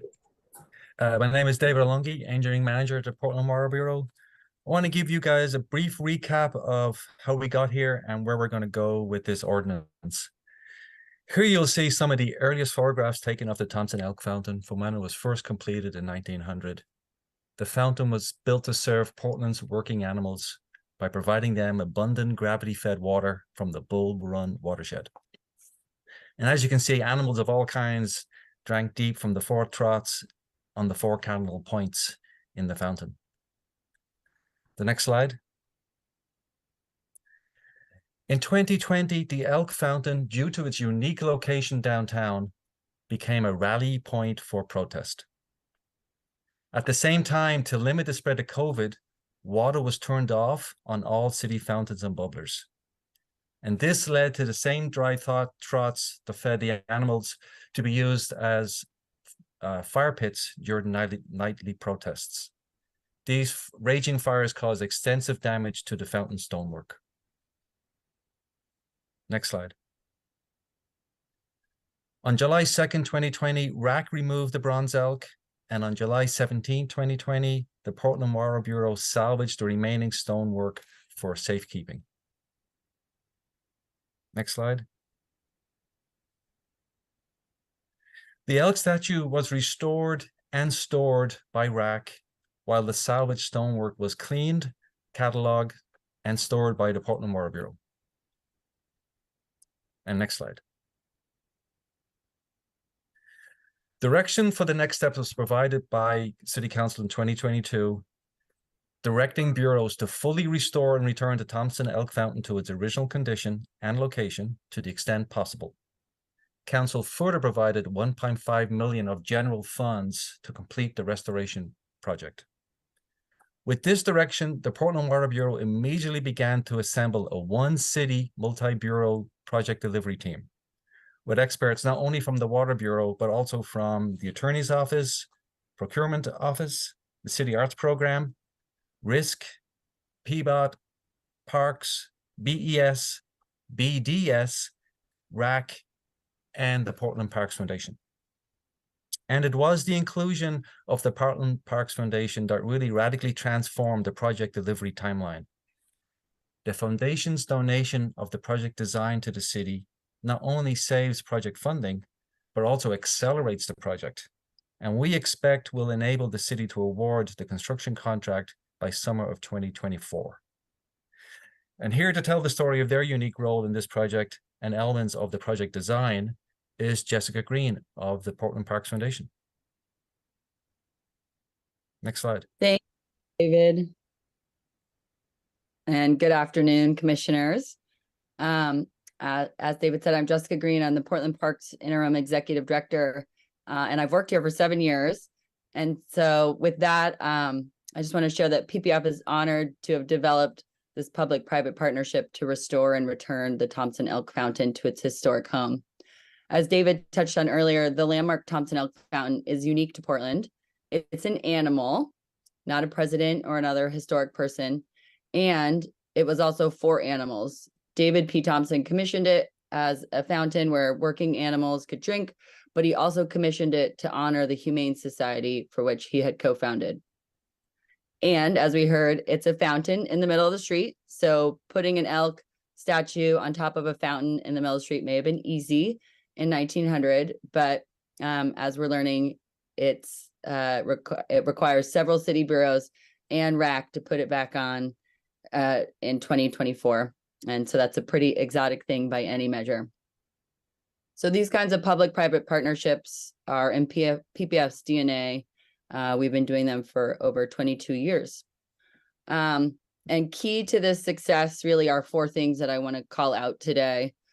First is the persistent advocacy on part of the community.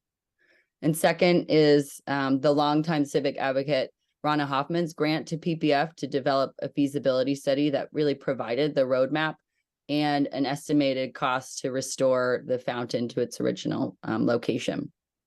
Third is City Council's unanimous vote in May 2022 to restore the fountain.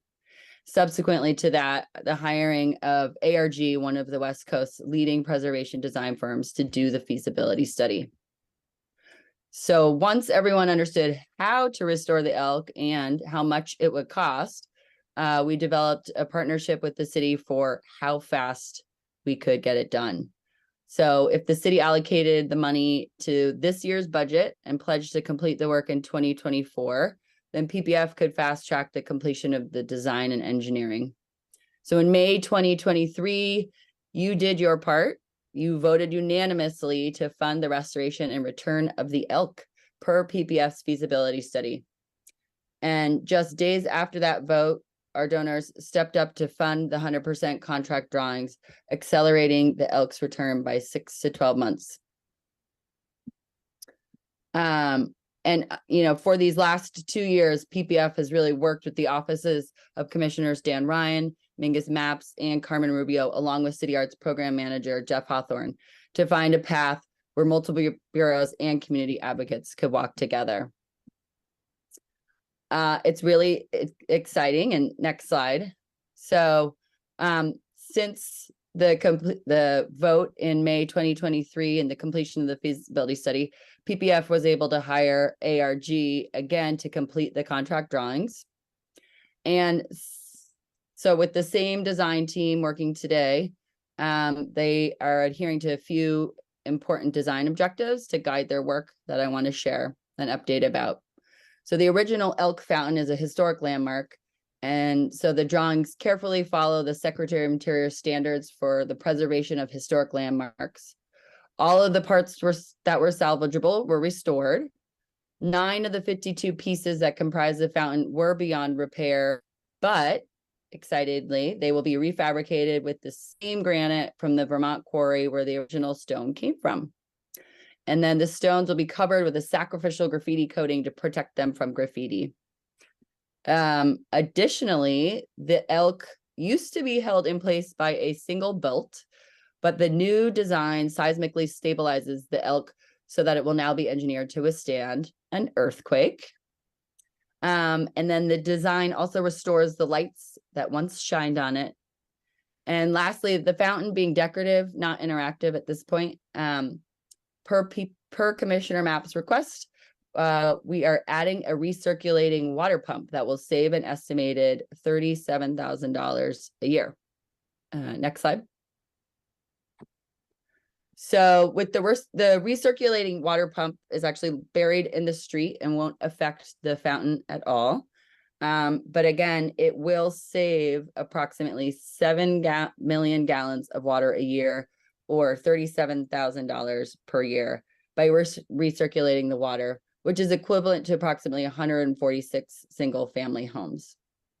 And just yesterday, ARG was able to submit 90% drawings to Portland Water Bureau and PPF. So we are on schedule and on budget for getting the elk restored. And I think I would just like to take a moment to thank Maya Foti and Stace Moy and their team at ARG for their excellent work through this process. And then thanking Susan Meamber and David Olongi and the team at Portland Water Bureau, along with representatives of Parks, PBOT, BDS, RACC, and OMF, and everybody who's brought their best game for doing this work as thoroughly and as quickly as possible. Also important to thank William Hawkins, who advocated every step of the way and really got the ball rolling with an article and the first contribution back in 2020. as well as PPF's board of directors and Randy Gregg, PPF's former executive director, who all have provided great leadership since the beginning. And lastly, but not least, the 65 patrons who made this work possible with gifts ranging from $10 to $50,000. I think what you've heard today is that it's really been a true collaborative community effort, and PPF is honored to be a part of it. So thank you for your time today, and I want to pass it back to the Water Bureau Chief Engineer, Jody Inman. Thank you, Jessica, and thank you, David, and thank you to, we'll go to the next slide. Thank you again to every single person that advocated and supported and helped drive this project to be here. And with that, that ends our presentation, and we are available for questions. Thank you. Colleagues, any questions on this item? Commissioner Maps, do you have anything to add? Well, if Commissioner Ryan has his hand up, so yes. why don't we hear from him? My apologies, Commissioner Ryan. Oh yeah, well, real quick. That was a great presentation. Thank you, Jessica. We're giving details. I want to make sure everyone hears the date. You said we're on schedule, on budget. Tell me the scheduled date where we can all celebrate the elk being back up, roughly. Yes, roughly we are aiming for end of 2024. End of next year. All right, so Yes. around this time next year. For Let's hope we completion, can see that reef around the neck of the elk once again. All right, sounds good. And while I have the floor, I move that we move this item to an emergency vote. May I get a second? A second. Let me ask Keelan, or I see Keelan has a Yes, has her Keelan. finger up. Please tell us what to do here. You want a more formal motion, Keelan? I just need you to state for the record the reason why you want to add the emergency clause. Okay, to keep on schedule, and this is long overdue. And if Commissioner Ryan, if I might add a friendly addition to the rationale here, I want to. If this project is delayed, it's going to cost us more money. So by making it an emergency, we do what we can to contain cost in this space. Great. Okay, so now we can call for a vote. A vote on the amendment. Okay. Maps, Aye. Ryan, Aye. Gonzalez,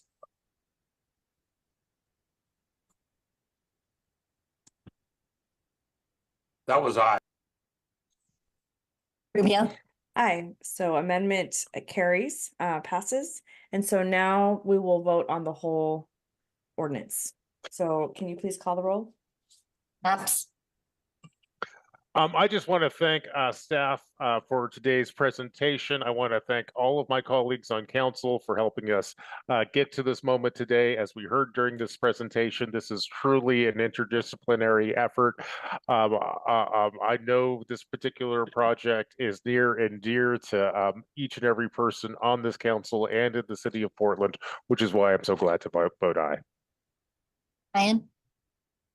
Yeah, this is a great day. It's wonderful to finally get to this place. Wonderful presentation. Jessica, thanks for providing so much detail about the process and really lifting a couple. One, Will Hawkins, that was wonderful to have you lift him in particular. I learned a lot by connecting with Will on this project and your entire board at the Parks Foundation. If it wasn't for your leadership, you and Randy, your predecessor, we wouldn't have 65 patrons that rallied. And it is a good Portland story to see people coming together from the grassroots, connecting with government. And, you know, that also the seismic stabilization, Commissioner Maps, making sure the water is recirculated. But because myself and others have been quite involved in conversation around the monuments, I'm so grateful it's an animal. Going forward, animals over people for sure, right? It's easier on everyone's tolerance and excitement. So if you can't get behind the elk, I don't know what to do with you. So let's hope that all Portlanders celebrate the return of the elk next year at this time. I vote aye. Gonzalez, So excited to see this moving forward. Thanks to staff for a comprehensive report. I vote aye. Rubio. I too want to join in sharing my excitement. Thank you, Commissioner Maps and the Water Bureau for your work on this. And thank you to Portland Parks or to the Parks Foundation and all the folks that worked so hard and cared so deeply about this. It really truly made the difference, I think, in getting us to this point today. And I also want to lift up Commissioner Ryan, your advocacy and your core you being the core driver on the city side for this. You kept us moving forward on this, and I just want to really appreciate you today as well. So thank you for that, and we'll look forward to celebrating next year. So I'm happy to vote aye, and the ordinance is adopted. So Keelan, next item. Thank you, everyone. Item 1047, authorize settlement of On Track Homes LLC versus City of Portland litigation for $55,635. Commissioner Maps. Thank you, Madam President. Colleagues, this item comes to us from the Water Bureau. Here is the background on this item. In 2021, the city sold a vacant lot owned by the Water Bureau. Now, after the fact, the city became aware of errors in that sale. And after participating in a mediation process, the city attorney's office, the Water Bureau, and On Track Homes reached the settlement before us today. This matter is being resolved for a total payment of $55,000 and $55,635. Here to tell us more about this ordinance, we have Gabrielle Solmer, who is the director of the Water Bureau, and we are also joined by Denis Benet with the City Attorney's Office. Welcome, staff. Take it away. Thank you very much, Commissioner. Good afternoon, Madam President, Commissioners. Again, my name is Denis Vanier. I'm a Senior Deputy City Attorney and the city's appellate counsel in this case. Commissioner Maps has really summarized this case very ably.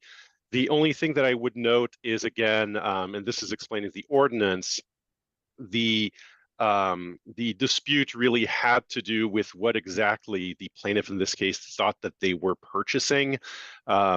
The property that was sold by the city was valued at the time at approximately $73,000. The plaintiffs offered and paid $115,000 for that property. And so really the bulk of this settlement consists mostly of a refund of the difference between what the plaintiffs thought they were paying for and what they actually paid, what the property was worth. And I'm happy to answer any other questions by the council before I turn it over to Director Solmer.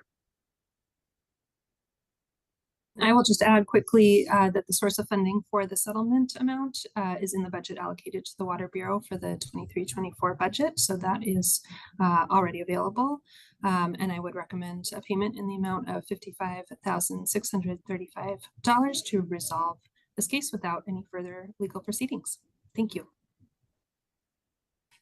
Great. Is there any other public testimony for this? No one signed up. Okay, so since this is a first reading, oh, I'm sorry, colleagues, do you have any questions on this item? And Commissioner Maps, anything further? Okay, this is a first reading, so we'll move on to second reading. Thank you. Keelan, can you call the next item, please? Item 1048, amend elections code to align with the amended city charter approved by voters in Portland Measure 26-228. Okay, Madam Auditor, ready. Hi, good morning. This is Louise Hanson, the City Elections Officer. This is the second reading of our proposed code amendments. Again, these are primarily to include historical updates and align our elections practices with the new form of government and changes to the city charter. And our amendments are, to hopefully provide clarity, better align with state law, and to increase ease of administration. Great. Thank you, Louise. Since this is the second reading, and if there's no further discussion, colleagues, do you have any questions or discussion? Okay, Keelan, would you please call the roll? Aye. Ryan, Aye. Gonzalez, Aye. Rubio. Aye, the ordinance is adopted. And colleagues, that concludes our, apologize. Yes. Yes, I am sorry, Madam President. I was just noticing that ordinance 1047, the matter on which I testified, that was actually an emergency ordinance, I believe. No. Okay. Because I am seeing that there's an emergency clause in the ordinance, but Is it legal counsel's advice that we see? I think the paper in front of us doesn't list it that way. Is it counsel's advice that we make this an emergency ordinance? So I would defer to actually our council attorney on this. Maybe I have the wrong version of the ordinance, but I printed item 1047, and at least the version that I have does have an emergency clause. So I am seeing an emergency clause in this ordinance. Once you click through the link, the only thing that was incorrectly displayed was just on the website. In the parentheses, it doesn't say emergency ordinance, but what was published to the public says that this is an emergency ordinance. So I think that that's appropriate and acceptable. So can you clarify, Keelan, then what are our next steps here? I think council can just make a motion to amend the item to add the emergency clause just to cover all of our bases. But I'll defer to Anne. Sure. I think that would be a really conservative approach, just to make sure that no one is upset by this. Okay. Madam President, I move that we make 1047 and Madam President, out of an abundance of caution, I move that we make 1047 an emergency ordinance. And the reason why I'm doing that is because of looks like a Scrivener's error. Okay. Is there a second? Second. Okay.